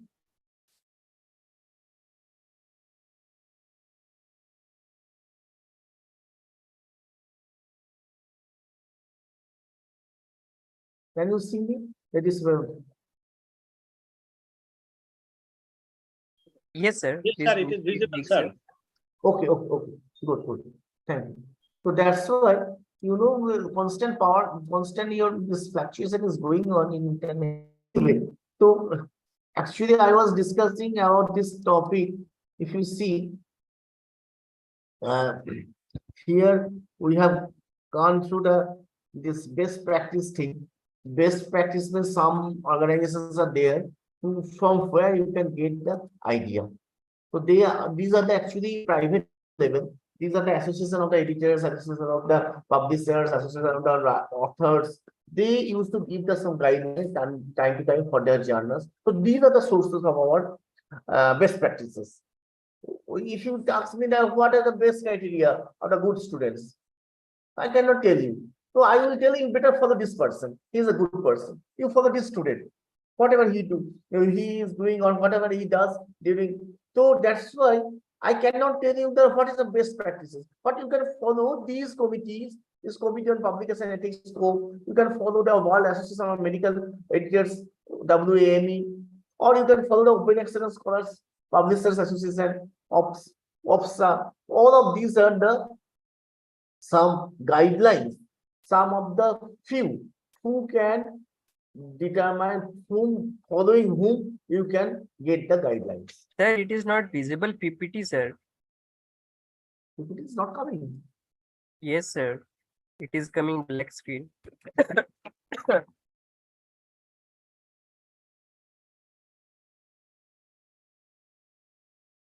is it? Please reshare it, sir.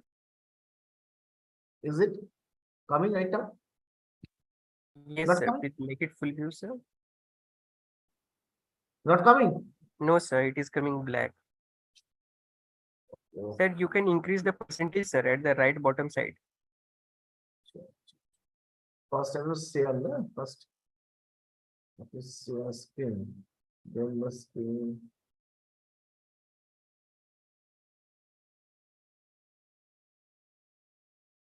Okay. Okay. Let me try. You can understand that how much I'm technologically how much blunt I am. Yes, sir. So you share it and share the screen, sir.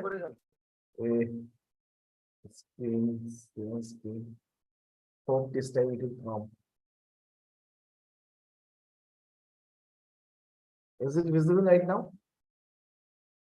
So it is visible in your full screen, sir.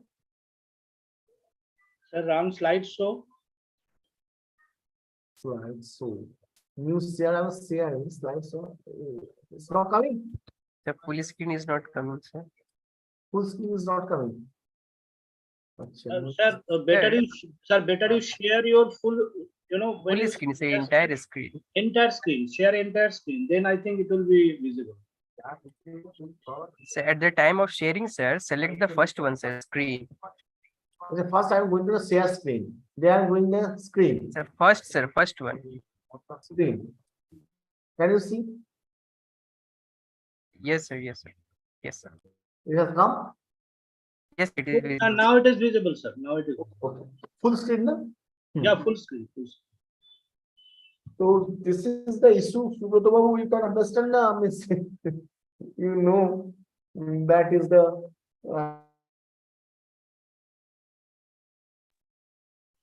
No, sir, it's going on very well, sir. no, I have distracted too much.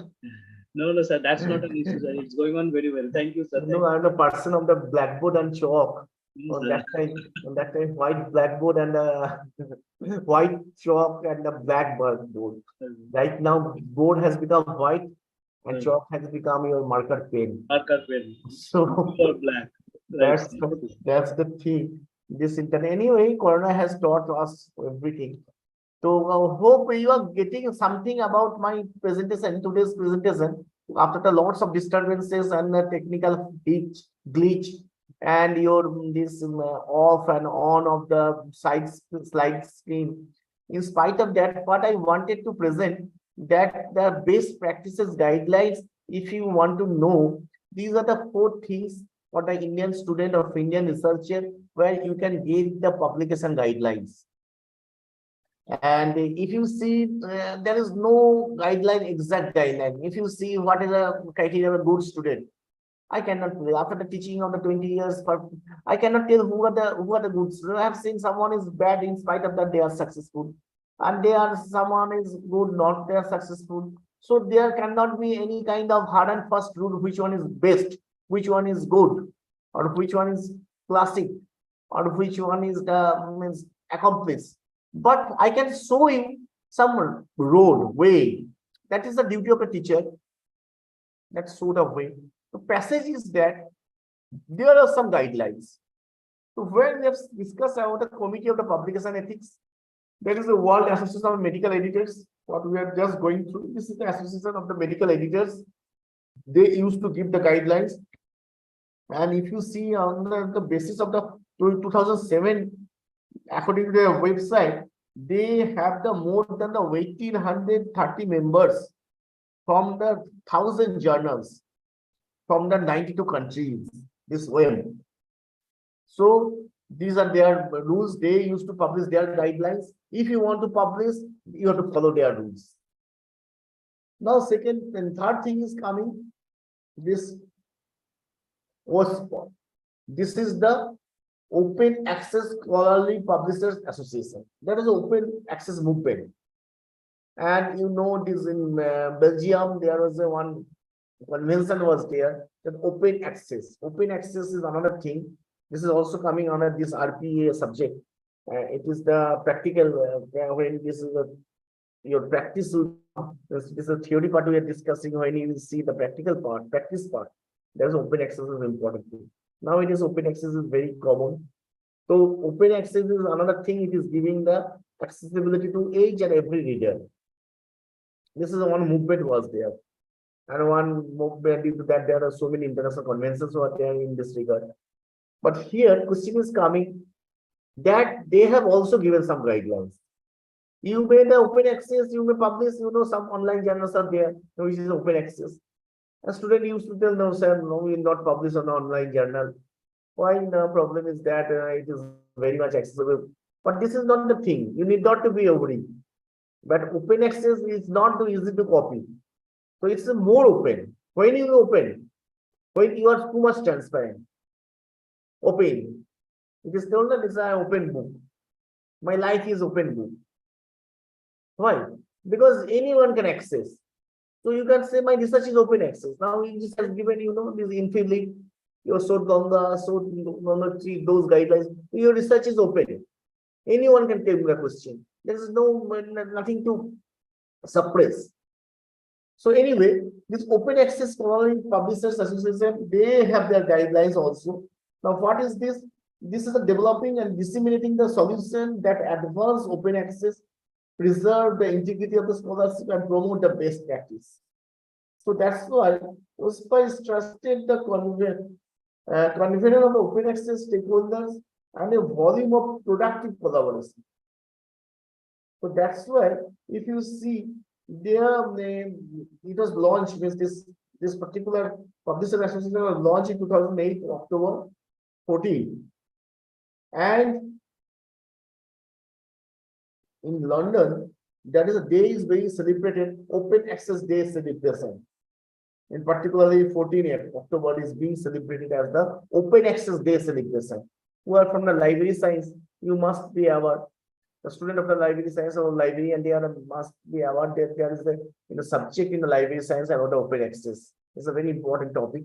Anyway, open access has given the more viewers, more reviewer, more readership, all of these things. It is helpful, and for your ethical purpose also, publication ethics purpose, you may be open access, but you have to follow some ethical principles also. These guidelines will be given by them. And next is the Consortium for Academic Research and Ethics Care, the UGC Care. You know, there is a list, UGC Care list, UGC Care list. People are howling. Your researcher, your supervisor will always scold you. Your university is asking how many UGC Care list. So UGC has in 2018, UGC has made one consortium where they have given some guidelines. They, apart from that, they are maintaining some list of the good journals. That is the best on the basis of the best practices, and you have to follow this thing. So UGC this as 30 statutory councils and government body across the discipline, members of the consortium to identify, continuously monitor, and maintain the reference list of the quality journal. And UGC list is there. And on that time, when it was made, on that time, actually, if you see that 4 important university, they took the initiative. That is the Jawaharlal Nehru University, Tezpur University, Maharaja Siaji Rao University of Baroda and University of Hyderabad. They took the initiative and they were the means main the resource center for the new journals, all of these things. And if you see the journal received the analyzed and validated by UGC established by university, that was Savitribai Phule in the Pune. This university is there. Notice of the academic integrity. In this way, UGC is continuously trying to develop the academic quality, research quality, academic integrity, intellectual honesty of the researcher and the higher education institution. And again, UGC has proposed for your, this is a very recent incident. In 2019, if you see, UGC has proposed for the scheme for transdisciplinary research and India's developing economy. And now even new education policy has also given about this transdisciplinary, multidisciplinary, all of these things are coming where that between the discipline, one research, this is a it will promote, it will help for any kind of development. Now, interinstitutional, suppose you have so many in your university, suppose you have this technology university of the West Bengal, you have one technology department, we have one, you have one computer department, you have one law department, social science department. So interdepartmental research should be also developed. Multidisciplinary research should be also developed. This is a new change has come, everyone, where not only the particular discipline will be developed, whole kind development, and in one kind of wholesome development will be increased. So this is hope you have got a little bit idea about this, all of these issues. Next,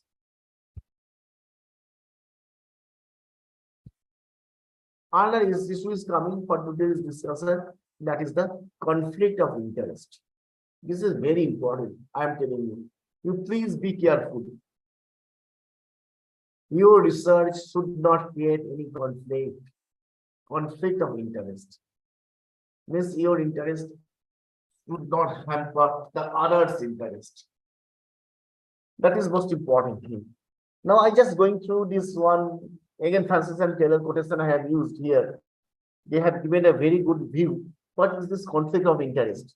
The conflict of interest describes a situation in which an author or author group, are you getting?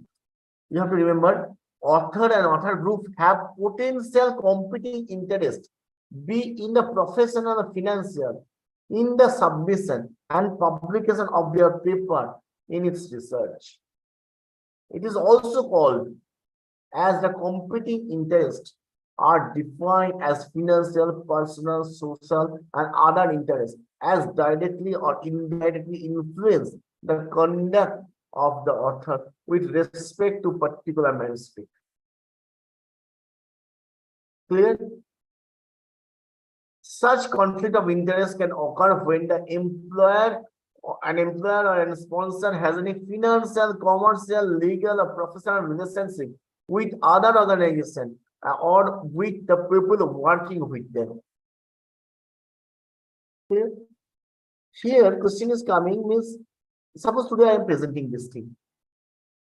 Now, any teacher, suppose Subrata Babu may raise the question, no, sir, what you are telling, I have already discussed with you.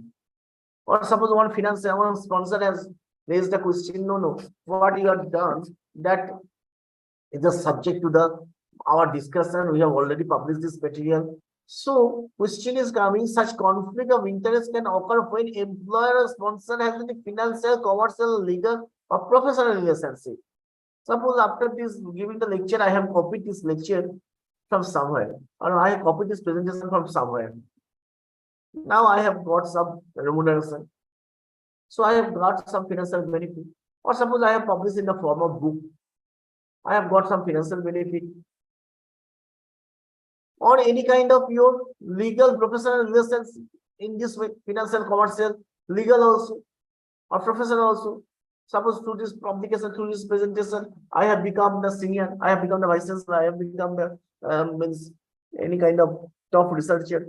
or any kind of professional help, support I have got. I become the general manager of the company. So full disclosure are required when the author and researcher submit their paper to the journal or the publisher. That's why this is most important. Whenever you will see the good publication, whenever good articles, you must study good articles everywhere in good journal, in the internet also, if you search. You will see they write less and they are more in the footnote.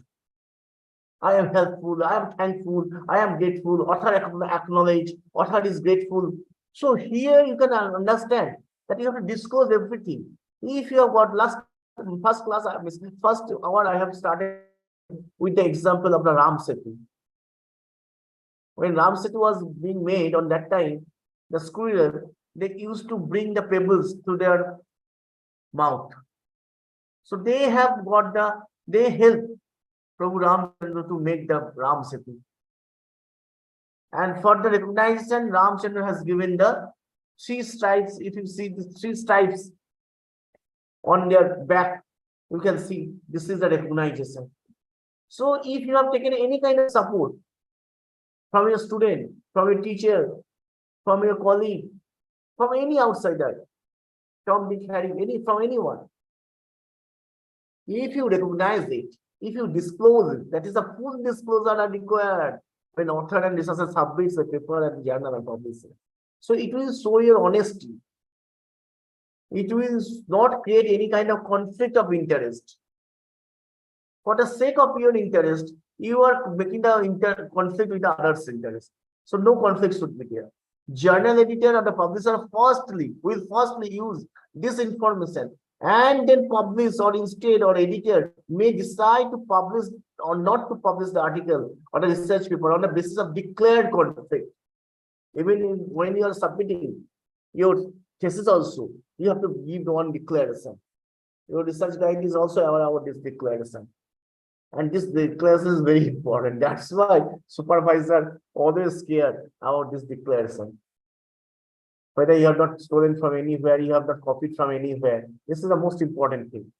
So when you are submitting, some publishers used to take the declaration first. If you are submitting any research paper, any of the article, you have to keep it has not been published anywhere, or I have not given it to any person, or I have not gone through any kind of copy process from the other publication. So this is a declaration. Nowadays, everywhere this declaration is common. So it will give the one kind of clearance certificate. This is also one kind of satisfaction for the author or the researcher that yes, I am free, I am free-handed, I am clean-handed, I am not copied, I have not taken any interest, I have not copied other interest, I have not stolen other interest.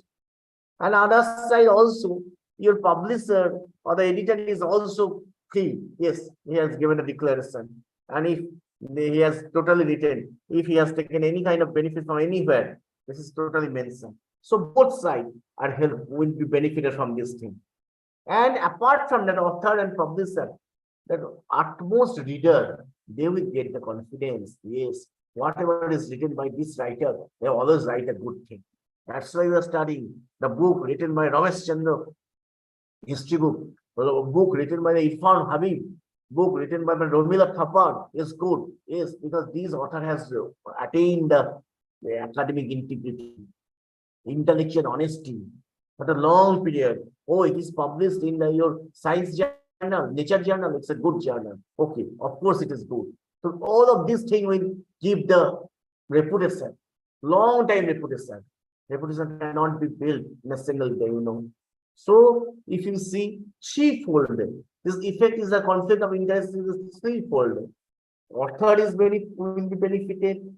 This editor will be benefited. Editor publisher will be benefited. Their reputation purpose, and ultimately throughout means your reader who are following, who are studying you used to tell that it is published.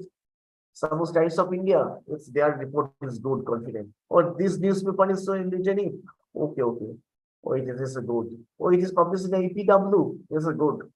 That how will you do that? All of this. Anyway, potential conflict or the interest in relation you submitted manuscript could include consultancies, employment, advocacy groups, grants, fees, and the honoraria, patent, royalty, stock, share ownership.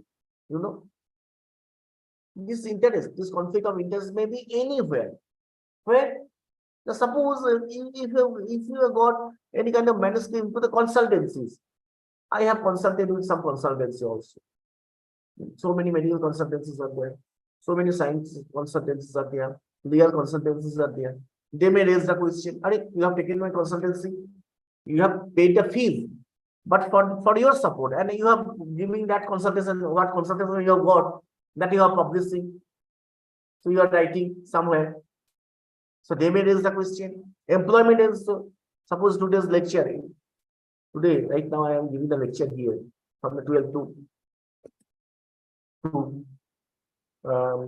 So I have to take the permission from my dean, my office also. Right now I am the engaged. So my employment today, to any problem arise, why you have given even I have told Subroto Babu also. Yes, sir, you please see, you allow me this period, otherwise to put my name. Because my employment anytime raise the question, right? You are the student, you are the teacher of the university, why you are giving lecture to the Aul University? I will tell you, I have taken the permission. There should not be any conflict of interest between this university with that university. With employer, Y versus employer X. Advocacy group. Some group they used to give the advocacy, support, advocate for you. So they can also no, this whatever you are telling, it's already we have discussed. Why you are discussing those grants, any kind of grant you have received. You know, grants, suppose Ford Foundation grant, or suppose Aga Khan grant. You have written the grant, you have got a grant for which you have allowed you to do the research. That is grant property. You have to submit that to the grant. Now, if you publish this thing, this is very much wrong. This is a conflict of interest. You have taken the money from the X company grant. You have given the grant for doing research. So you have to submit after the research, you have to submit there to them. And if you publish it and earning the money, so there is a conflict of interest. It will the interest has been conflicted. So you are doing the wrong. This is ethical principle. You have violated the ethical norms. It should not be done. Clear? Fees or honorarium. Clear? Somewhere you have taken the fees, somewhere you got the honorarium, and you are publishing it, taking the benefits of two sides things cannot be possible. Means you cannot take the benefits from the others. Other interests should not be violated. Patents, royalties. You are science people, you are very much aware. You have patents from patent company, that is your patent. Again, you are selling it to somewhere. Or again, you are publishing somewhere. Or royalties, you have taken the royalty from one book company for the publish, and again you are publishing to the other book company, Y company, X company. You have taken the royalty from X company, and same thing you are publishing with a Y company. It is also violation. Stock or share ownership also. Share, you know, company shares, X company, Y company. So you are the company. Suppose I am director of a X company. So what is a company relationship? I have written a company law book on that topic. So what I am doing? I am violating. So that should not be done. It will affect my stock also. So in this way, if you see everything. So otherwise, author or researcher may directly mention the conflict of interest at the time of submission of manuscript. So when you are submitting the manuscript, like your PhD thesis, research ethics, you have seen. Now publication ethics is telling that with the manuscript, you must mention any conflict of interest. This article is somehow I have taken some reference from this book. I have taken some reference from this person. I have taken some reference from this website. So that's why your footnote will be always you declare that this is followed, this is followed. Then you will be the clear-handed. This is the conflict of interest. Hope you have got a little bit idea about the conflict of interest. Now come to our subject. What is conflict of interest? UGC. That's why you have to study it. Now there is a draft rule. I don't know why UGC has not published it. This draft was very good. 2000 is the last year, 2022. They drafted means minimum standard procedure rule of award to PhD degree regulation. Right now it has become law. The regulation has been passed, but draft rule was very good. There is a provision, conflict of interest. I have followed this principle. I have taken this quote from there. So what is it is telling? What is the UGC rule is telling? Now, UGC this draft rule is telling that a regulation which are enacted by the HE, I mean higher educational institution, shall clearly define the responsibility of each step of the procedure or the process for the consideration of available evidence. Will define the provision of constitution and the selection of investigation committee members, provisions of rule out of the interest, the procedural principles of the rule of law, or ombudsperson for resolving any disagreement. That is the duty of the university, duty of the higher education institution who are conducting the research, who are teaching the research, who are supporting the research institution or research study. They must define and take all the necessary steps, and regulations should be made. We should not create any kind of conflict of interest, or any rule of law should be made, or any ombudsperson should be there. Ombudsman, ombudsperson should be there. One of the nodal officer will be there, who will look after this matter, and rules should be framed by every university, and they are framing also that there must your research. Someone 10 years later, 5 years later, someone is telling, this is a totally copy, or this is totally the idea was stolen from my book or my thesis. One thing is there, UGC has done, that is open access. Infilip is there, Sudganga is there. Apart from that, if you have taken from some port, in the IPR violation is very means commonly seen incident. On Bollywood music is going on. Some poor people used to tell, this is my music, originally it has copied. When they have the less to say. In the same way, your research work, your article writing, or your book writing, or your any kind of presentation work should not hamper the interest of others. There should not be any conflict. Should not create any conflict. It is important that the complainant and respondent both are allowed to be heard in everything. Suppose the system has come. Now you have published. You being the researcher, you have published something. Suddenly I got the Sudganga that this article, what he has written or thesis, what he has submitted, it is copied from one of my book or one of my article. I will search whether he has given any acknowledgement, any kind of clearance is there, or any kind of declaration is there. No, he has not recognized my name. Then what will happen? Where should I go? I should go to the university. I will take the Abul Kalam University, that one of our researcher has submitted one thesis which is copied from my book, which is copied from my article. So that's why universities should give the scope. One ombudsperson will be there in your website. One IQAC cell will be there. One ombudsperson will be there who will look after this. Nodal officer should be there. And apart from that, after getting the information, he will remain silent. No, he will give the scope to the respondent and complainant. Both. This is actually based on the natural justice.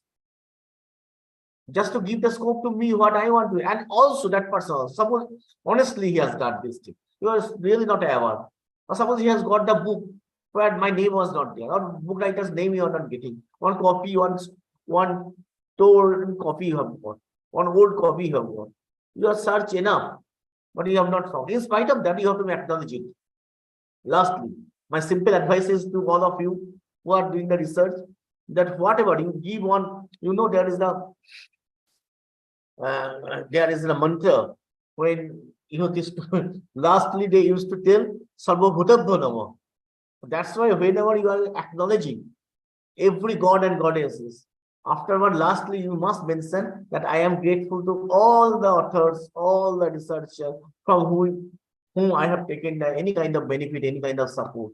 If you put such type of line, you will be clean-handed.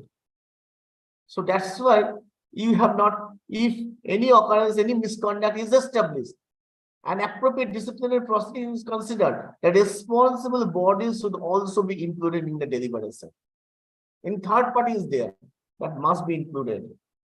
And higher education institutions should also ensure the completion of the entire process as fast as possible. The necessary steps should be promptly taken to complete the every stage of procedure given in the appropriate time frame. All of this process should be done within the minimum time frame, whatever it may be. It may be the 1 month, 1 year, 6 months, but time within a time frame you have to follow it. Case is pending, and you cannot do anything. Neither you are getting the research degree, nor I am getting the kind of justice. But that should not be done. If you have written something, always you will get that this information. Oh, this is copied. The teacher has copied from the student has copied from the teacher. There is no acknowledgement. So your research, your thesis, or your publications should be should be free from conflict of interest. And I think this is all about whatever I could. I have discussed about this your matter regarding this subject about the conflict of this is the publication ethics. So, any of you have any question, any problem you may ask to me? I think I have gone through the 3 stages. First stage, I have gone through the research and what is the concept of the knowledge and the research. Then I have discussed what are the ethical issues. And lastly, I have discussed what is the publication ethics. Clear? If anyone has any problem, you may ask me, is anyone left or all have left already?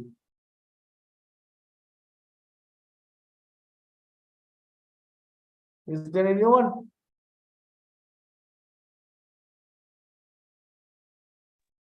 Dear participants, if you have any question, then you may write the question in the chat box or raise your hand. Yes.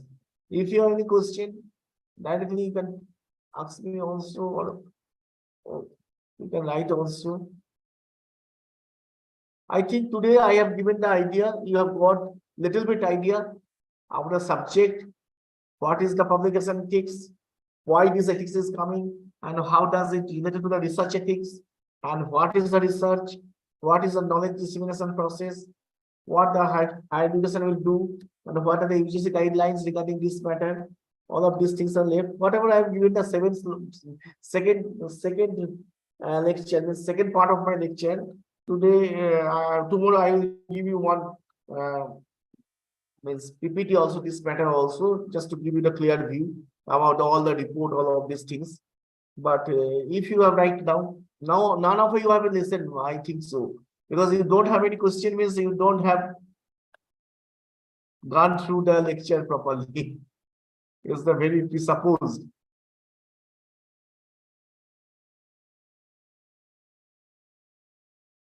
If you have any question, any kind of point, then I will be happy, very happy. I will presume that you have listened to me.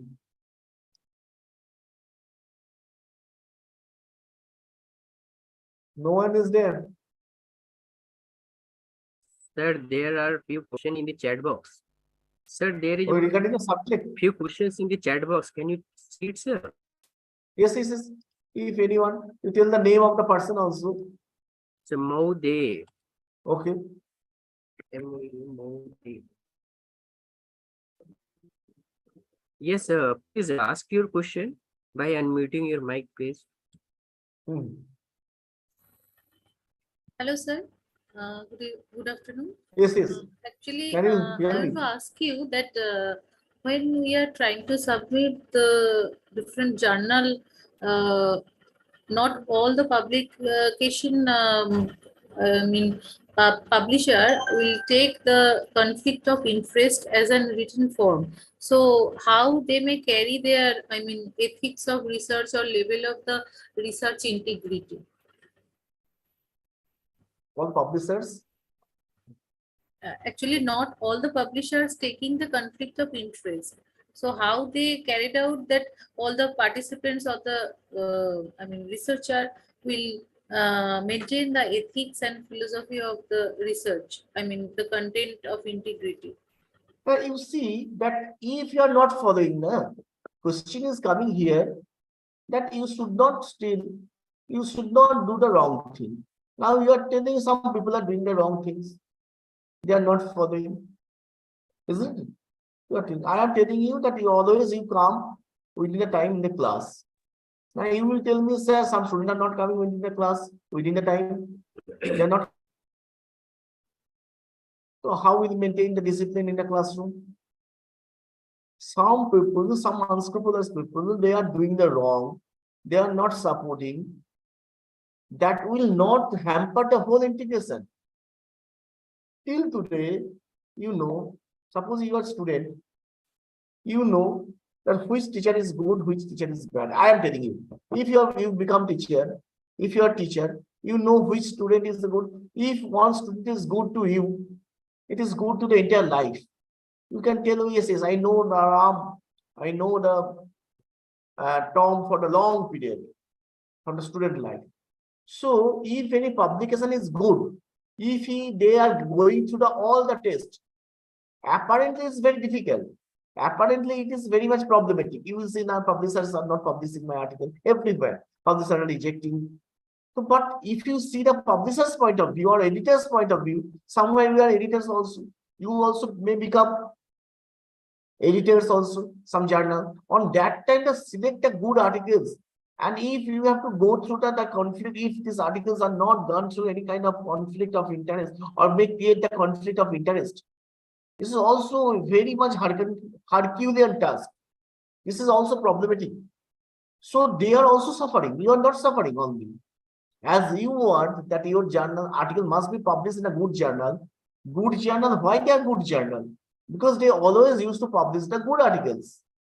Good, so that's why if you once publish, so they have maintained their reputation.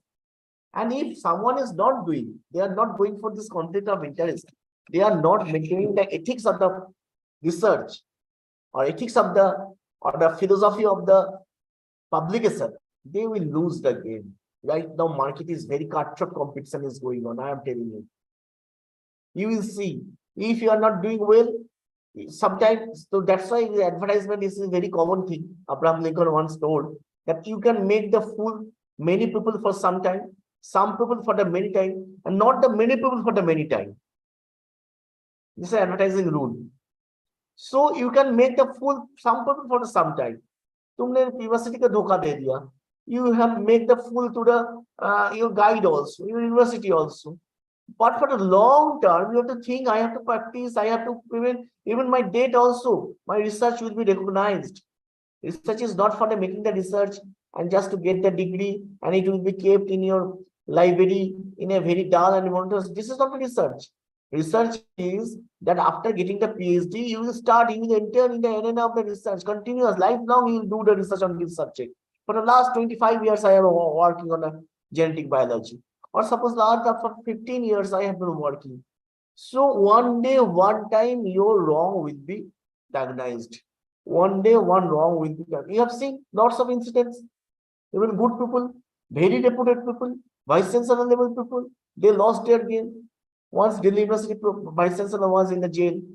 It is a very common incident and very well-known incident due to this type of plagiarism. I don't want to disclose those incidents.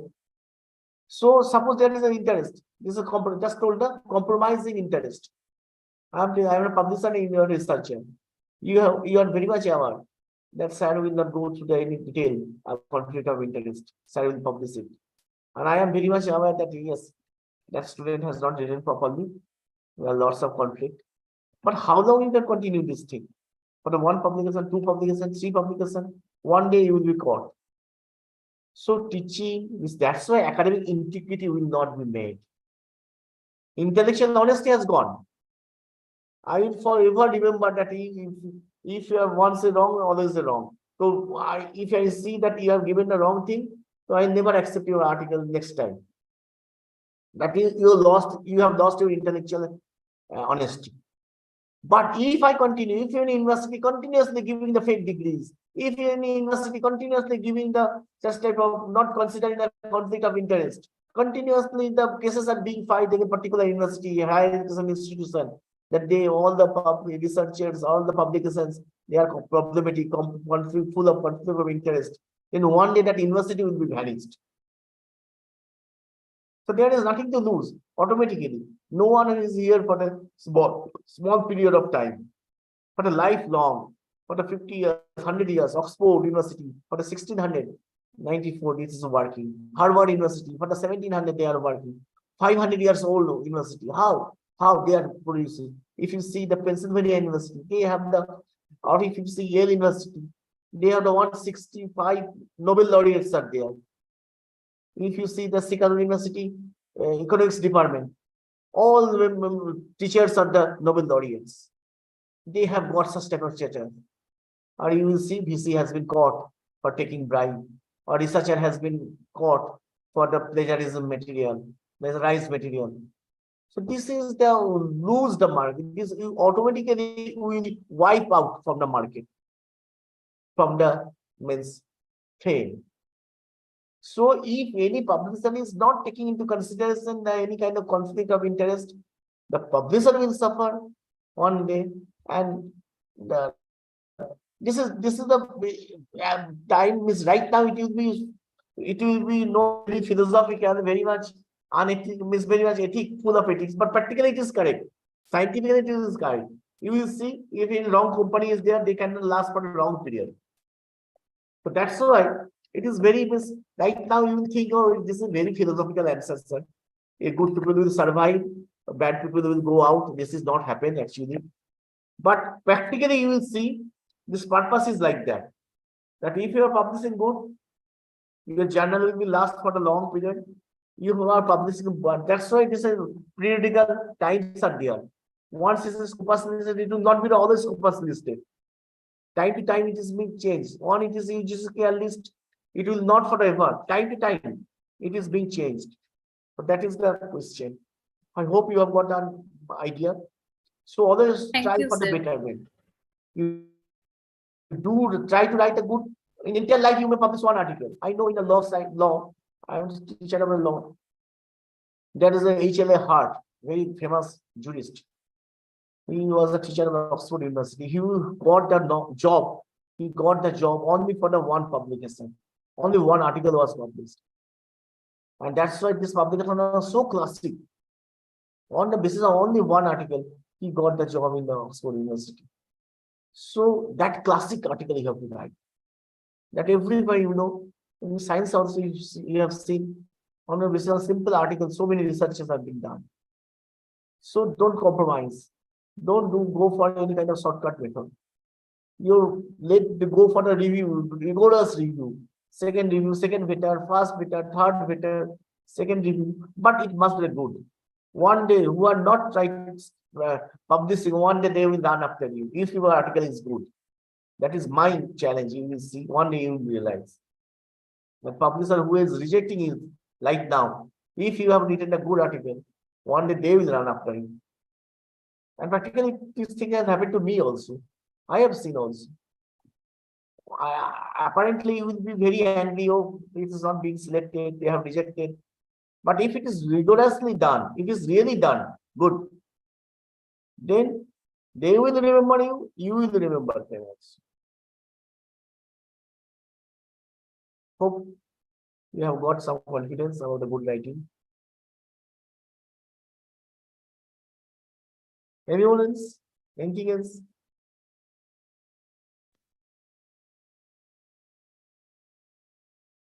Any other participant? Do you have any question? Sir, hello. Hello, sir. Hello.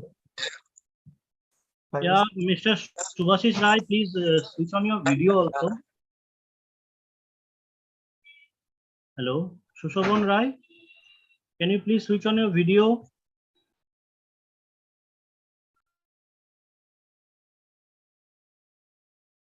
Someone has raised their hand. Angana Chakraborty. Angana Chakraborty, hello. And Sushobhan Roy, who has. Yes, Sushobhan Roy, yes, please. If anything else, you please ask.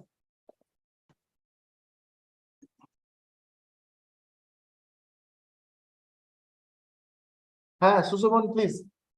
Yes, sir. Sir, am I audible? Yes. Yeah, you are audible. Yeah, Visible yeah. both. Sir, actually, my question is, can you share the UGC guideline regarding the conflict of interest? I mean, there are a lot of guidelines are there for UGC notification, but specifically, what are the guidelines for conflict of interest? You just go to the UGC website. You are researcher, no? So researcher must be research in you must do research in every field. You just go to the UGC website. You will see series of guidelines are there, series of rules and regulations are there. In 2000, just to 2022, you will get the draft UGC guidelines where you will find this contributors. This is the very commonly available, easily available. In a single Yes. click, you all are technology people, you are very much aware how to collect. So it's please go there, you get the conflict. Apart from that, if you go to any website of any good journal, any good publishing house, they have their own conflict of interest. You can find, you can get the idea. Suppose you want to publish with a Spinger. So you go to the Spinger website, they have given their own conflict of interest. You go through it, then you will get the idea. So it's not a heavy task, it's a very simple task. Every publisher, every kind of editor, they have their own conflict of interest, own ethical issues, they have their own guidelines. So whenever you are interested to publish with any kind of publishing house, you follow their rules. And apart from that, if UGC, you will get from UGC. Otherwise, if you are not getting today, tomorrow I will deliver, I will give you the soft. Okay, don't be about it. Sir, another question is, sir, when I submitting an submit an article, I mean submitting a manuscript to a different journal or different organization, their copyright form is there. One copyright form is to be filled up in I mean either in doc form or in PDF form. So is it necessary or is it mandatory to fill the form and submit it? That's why I have told you, na. That's why the entire presentation was on that subject. That is the conflict of interest. Why they are giving now this fate has gone. Right now, clear. Nowadays I am watching students are going through this internet. They are using the laptop. You are using the laptop in the classroom. No, sir, whatever you are teaching, I am going through it. So I'm teaching you, listen to me. No, I am means they are verifying. Their tendency has come to verify. Means fate has lost. So previously fate was there that if you have submitted something, it's a so that in now you are giving it, you are giving the declaration, it has become another thing. So no one is believing you. Now what publisher they have started, they are giving them directly copyright. They are telling if anything happens, if anyone is raising any question, if it is violating any of the thing, then automatically it will hamper your right. So we will not be responsible. Their hand. Clear? Now they are telling that no, this is not my wrong. You see the publisher is writing every article, every journal, you will see they are starting the views of the author's personal view, nowhere publisher and the editor is responsible. So responsible, this is better. This is good. I think this is very much helpful. And this is helpful in this sense. If you don't write it, you will not get, they will not publish your article. Isn't it? So I think it will be helpful for you also. It will be helpful for them. It will be clean-handed. When you are honest, when you have done no wrong, then why is the tension? Why you are worried about this thing? Yes. It is the also the honesty. Honest. Clear? Okay, sir. I think it's a good thing. Yes. Right now, in our time, the situation was that guide used to give the signature. Yes, my guide, he just put the signature. Yes, I know whatever you have written, correct. That fate is there. Right now, too much certificates you have to submit. Guide is taking no risk. Guide will tell this, I am putting the signature. Again, the researcher will write down. Yes, whatever. Certificate will be there. Again, one kind of university certificate will be there. One IT certificate will be there. That means everyone is washing their hand and no one is taking the responsibility. So that means that we have lost the faith, we have lost the academic integrity, we have lost the academic means honesty, intellectual honesty. I have the so faith that Sushavan Roy has written something. It must be good. Sir, we just put the signature. I will blindly put the signature. But I have no faith. I think no. Once you got with some company. No. Once you have written something, someone has claimed. So I am taking no responsibility. I am telling you, you write, you give me a separate declaration, you give me a separate means copyright. If there is any problem, you will be responsible. I have no with a third party. तुम तुम्हारा case करोगे, हम हमारा case करेंगे. I will not be responsible for your wrong.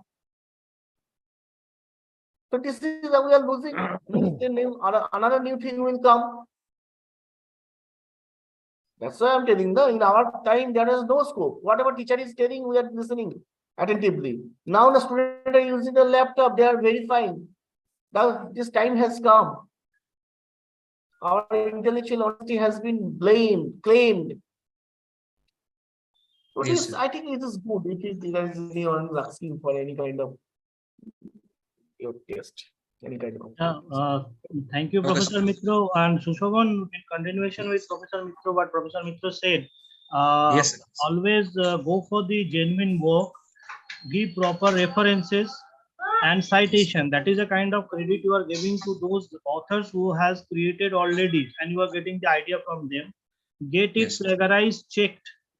And plagiarism checking is very important. Once you are getting important. your plagiarism checking by the softwares like Authenticate or Turnitin, then I Turnitin. think there is no question of getting this kind of or facing this kind of situation. So thank you, Professor Mitro. Now anyone else, if anyone Thank you, sir. wants to ask Thank any you, sir. question. Someone has written, I want to ask a question. Who has written? Yes, sir. I have written that. Rupam Yes. Sardar. Yes, sir. I am Rupam Sardar. I am from Okay. Bajaj Institute of Technology. I am Good. scholar of Macau for PhD degree in CSE department. Sir, I want to ask. I have enrolled in February. So, what is the minimum time to submit the thesis? Submit. The thesis paper. I want to. What is the minimum time required, and what is the criteria? How many conferences will be there, and how many journals will be there? Okay. Now you see, Rupam, you don't Yes, take it sir. otherwise. I am a student of law, and right now I am teaching also law. So everywhere law is clear. If you are a student, if you are really duty-bound student, if you are a regular student, you should not ask this question. Because when you have taken the admission, when you have gone through your coursework, it is categorically mentioned your university has one UGC, one PhD rules. Without PhD rules and guidelines, you cannot start your program. Isn't Yes, it, sir. Professor? Most probably you have one rules and regulations. Yeah, sir. I'm just giving answer to this question, Rupam. And just a minute, sir, just a minute. I just want to, apart from your this university rules and regulation, the grand law, आज मैं 3 घंटा से वही समझा रहा हूँ. There is a grand law of university, grand commission. There is a master law. Master law is a master copy law or master act is there. UGC is telling whole PhD program will be within the 3 years minimum, Acha. Okay, sir. including your coursework. Yes, sir. Yes, And sir. Yes, sir. maximum period is the 6 years. And after the de novo registration means that is also given in recently 2023 rule is there. Now this is the grand law. What your Acha. university, apart from that, your university has made any rule or regular university is the law making, this is the university is the autonomous body, they can make the law and they have made the rules and regulation. Subroto sir is conducting this program on the basis of these rules and regulation, where it is categorically mentioned what is the time period, when you will submit, and not only that, for the UGC has also told in our time, in my PhD, I did the PhD from Bardhaman University, it took for the evaluation, it took the 1 year. समझ गया? I submitted and I got, it was evaluated, a simple thesis was evaluated for it took the 1 year. Now UGC has also made the guidelines. If you see, it will not take no more than 6 months at max. So after submission of your thesis, you must get your result within the 6 months. This is the law of the nation. This is the law of Okay, the sir. country. Yes, sir. Yes, sir. Yes, sir. I'm Rest of getting the, that. Yes, sir. rest of the thing will be told by the Subrata sir will tell in detail what is your Yes, sir. university rule. Yes, sir. I'm waiting for your answer. Yeah, thank you, sir. Rupam, you know that from the date of enrollment, you need to get your registration done within 2 years, and the coursework comes within this period.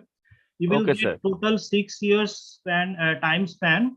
You can submit within 3 years, but you Okay, can sir. go up to 6 years, and you can ask for extension also. For two Sir, extension, sir, I have also a question for you, that I am doing my coursework in NPTEL that you have referred in your when I have submitted my coursework plan. So if you have asked for 3 credit and 8 weeks, so I am getting a 2 credit of 2 weeks course in NPTEL. So if I submit no, that will not be it applicable here. It should uh, be of at least 8 weeks and 3 credit. 3 credit, if I do two No, courses no, like, no, no, no, no, no. It will no, not be that should not be that will not be considered. accepted. So you better find the courses. See, one Uh, research and publication ethics, which is mandatory, we are conducting now. One okay, course from the research methodology, that is also mandatory, and it is sir, specific. but in this session I have not got any kinds of the courses which are 3 credits in research and in research and methodology, sir. No. One IIT Madras course is there in NPTEL. Sir, I'm doing Research- that is for 2 weeks and 2 credits and 8 weeks, sir. Oh, It is written, credit is mentioned there. The 3 credit is clearly mentioned there. And if you find more, if you need more clarification, please meet us in the PhD cell. Yes, sir. Maybe in the next week or maybe after puja, we will give you the clarification. Okay. Okay, sir. Okay, sir. So now, if anyone has Acha, any questions, Subrata, just a Subrata minute, sir, just try to interfere a little bit. If you allow me, just 1 minute. I am telling you this, all this period credit system, how many types of credits are there, everything is legalized. UGC has one law that minimum standard MPhil and the PhD rules. They are everything, how, what is the credit period, what is the ethics period, credit period, everything is legalized. Now that's the problem. Our time there law to give the every kind of guide. So here, if there is any kind of problem, you can, every student can go through this guideline where it is properly maintained. And I will request all the researcher, if you are doing the research, you better go for the justice is not for those who sleeps over their rights. This is the legal term actually. So first to you know what Subrata is sir, your I have a rights. question. To Subrata sir, sir, if I am doing 3 credits of 12 weeks, is that a problem? no, there is no problem at all. Okay, but I have to do in 3 credits, but it may be extended in 8 or 12 12 weeks, right? 12 weeks. That is not a problem, but two credits is not acceptable by the MACAUT, right, sir? Yeah. Okay, As per our I have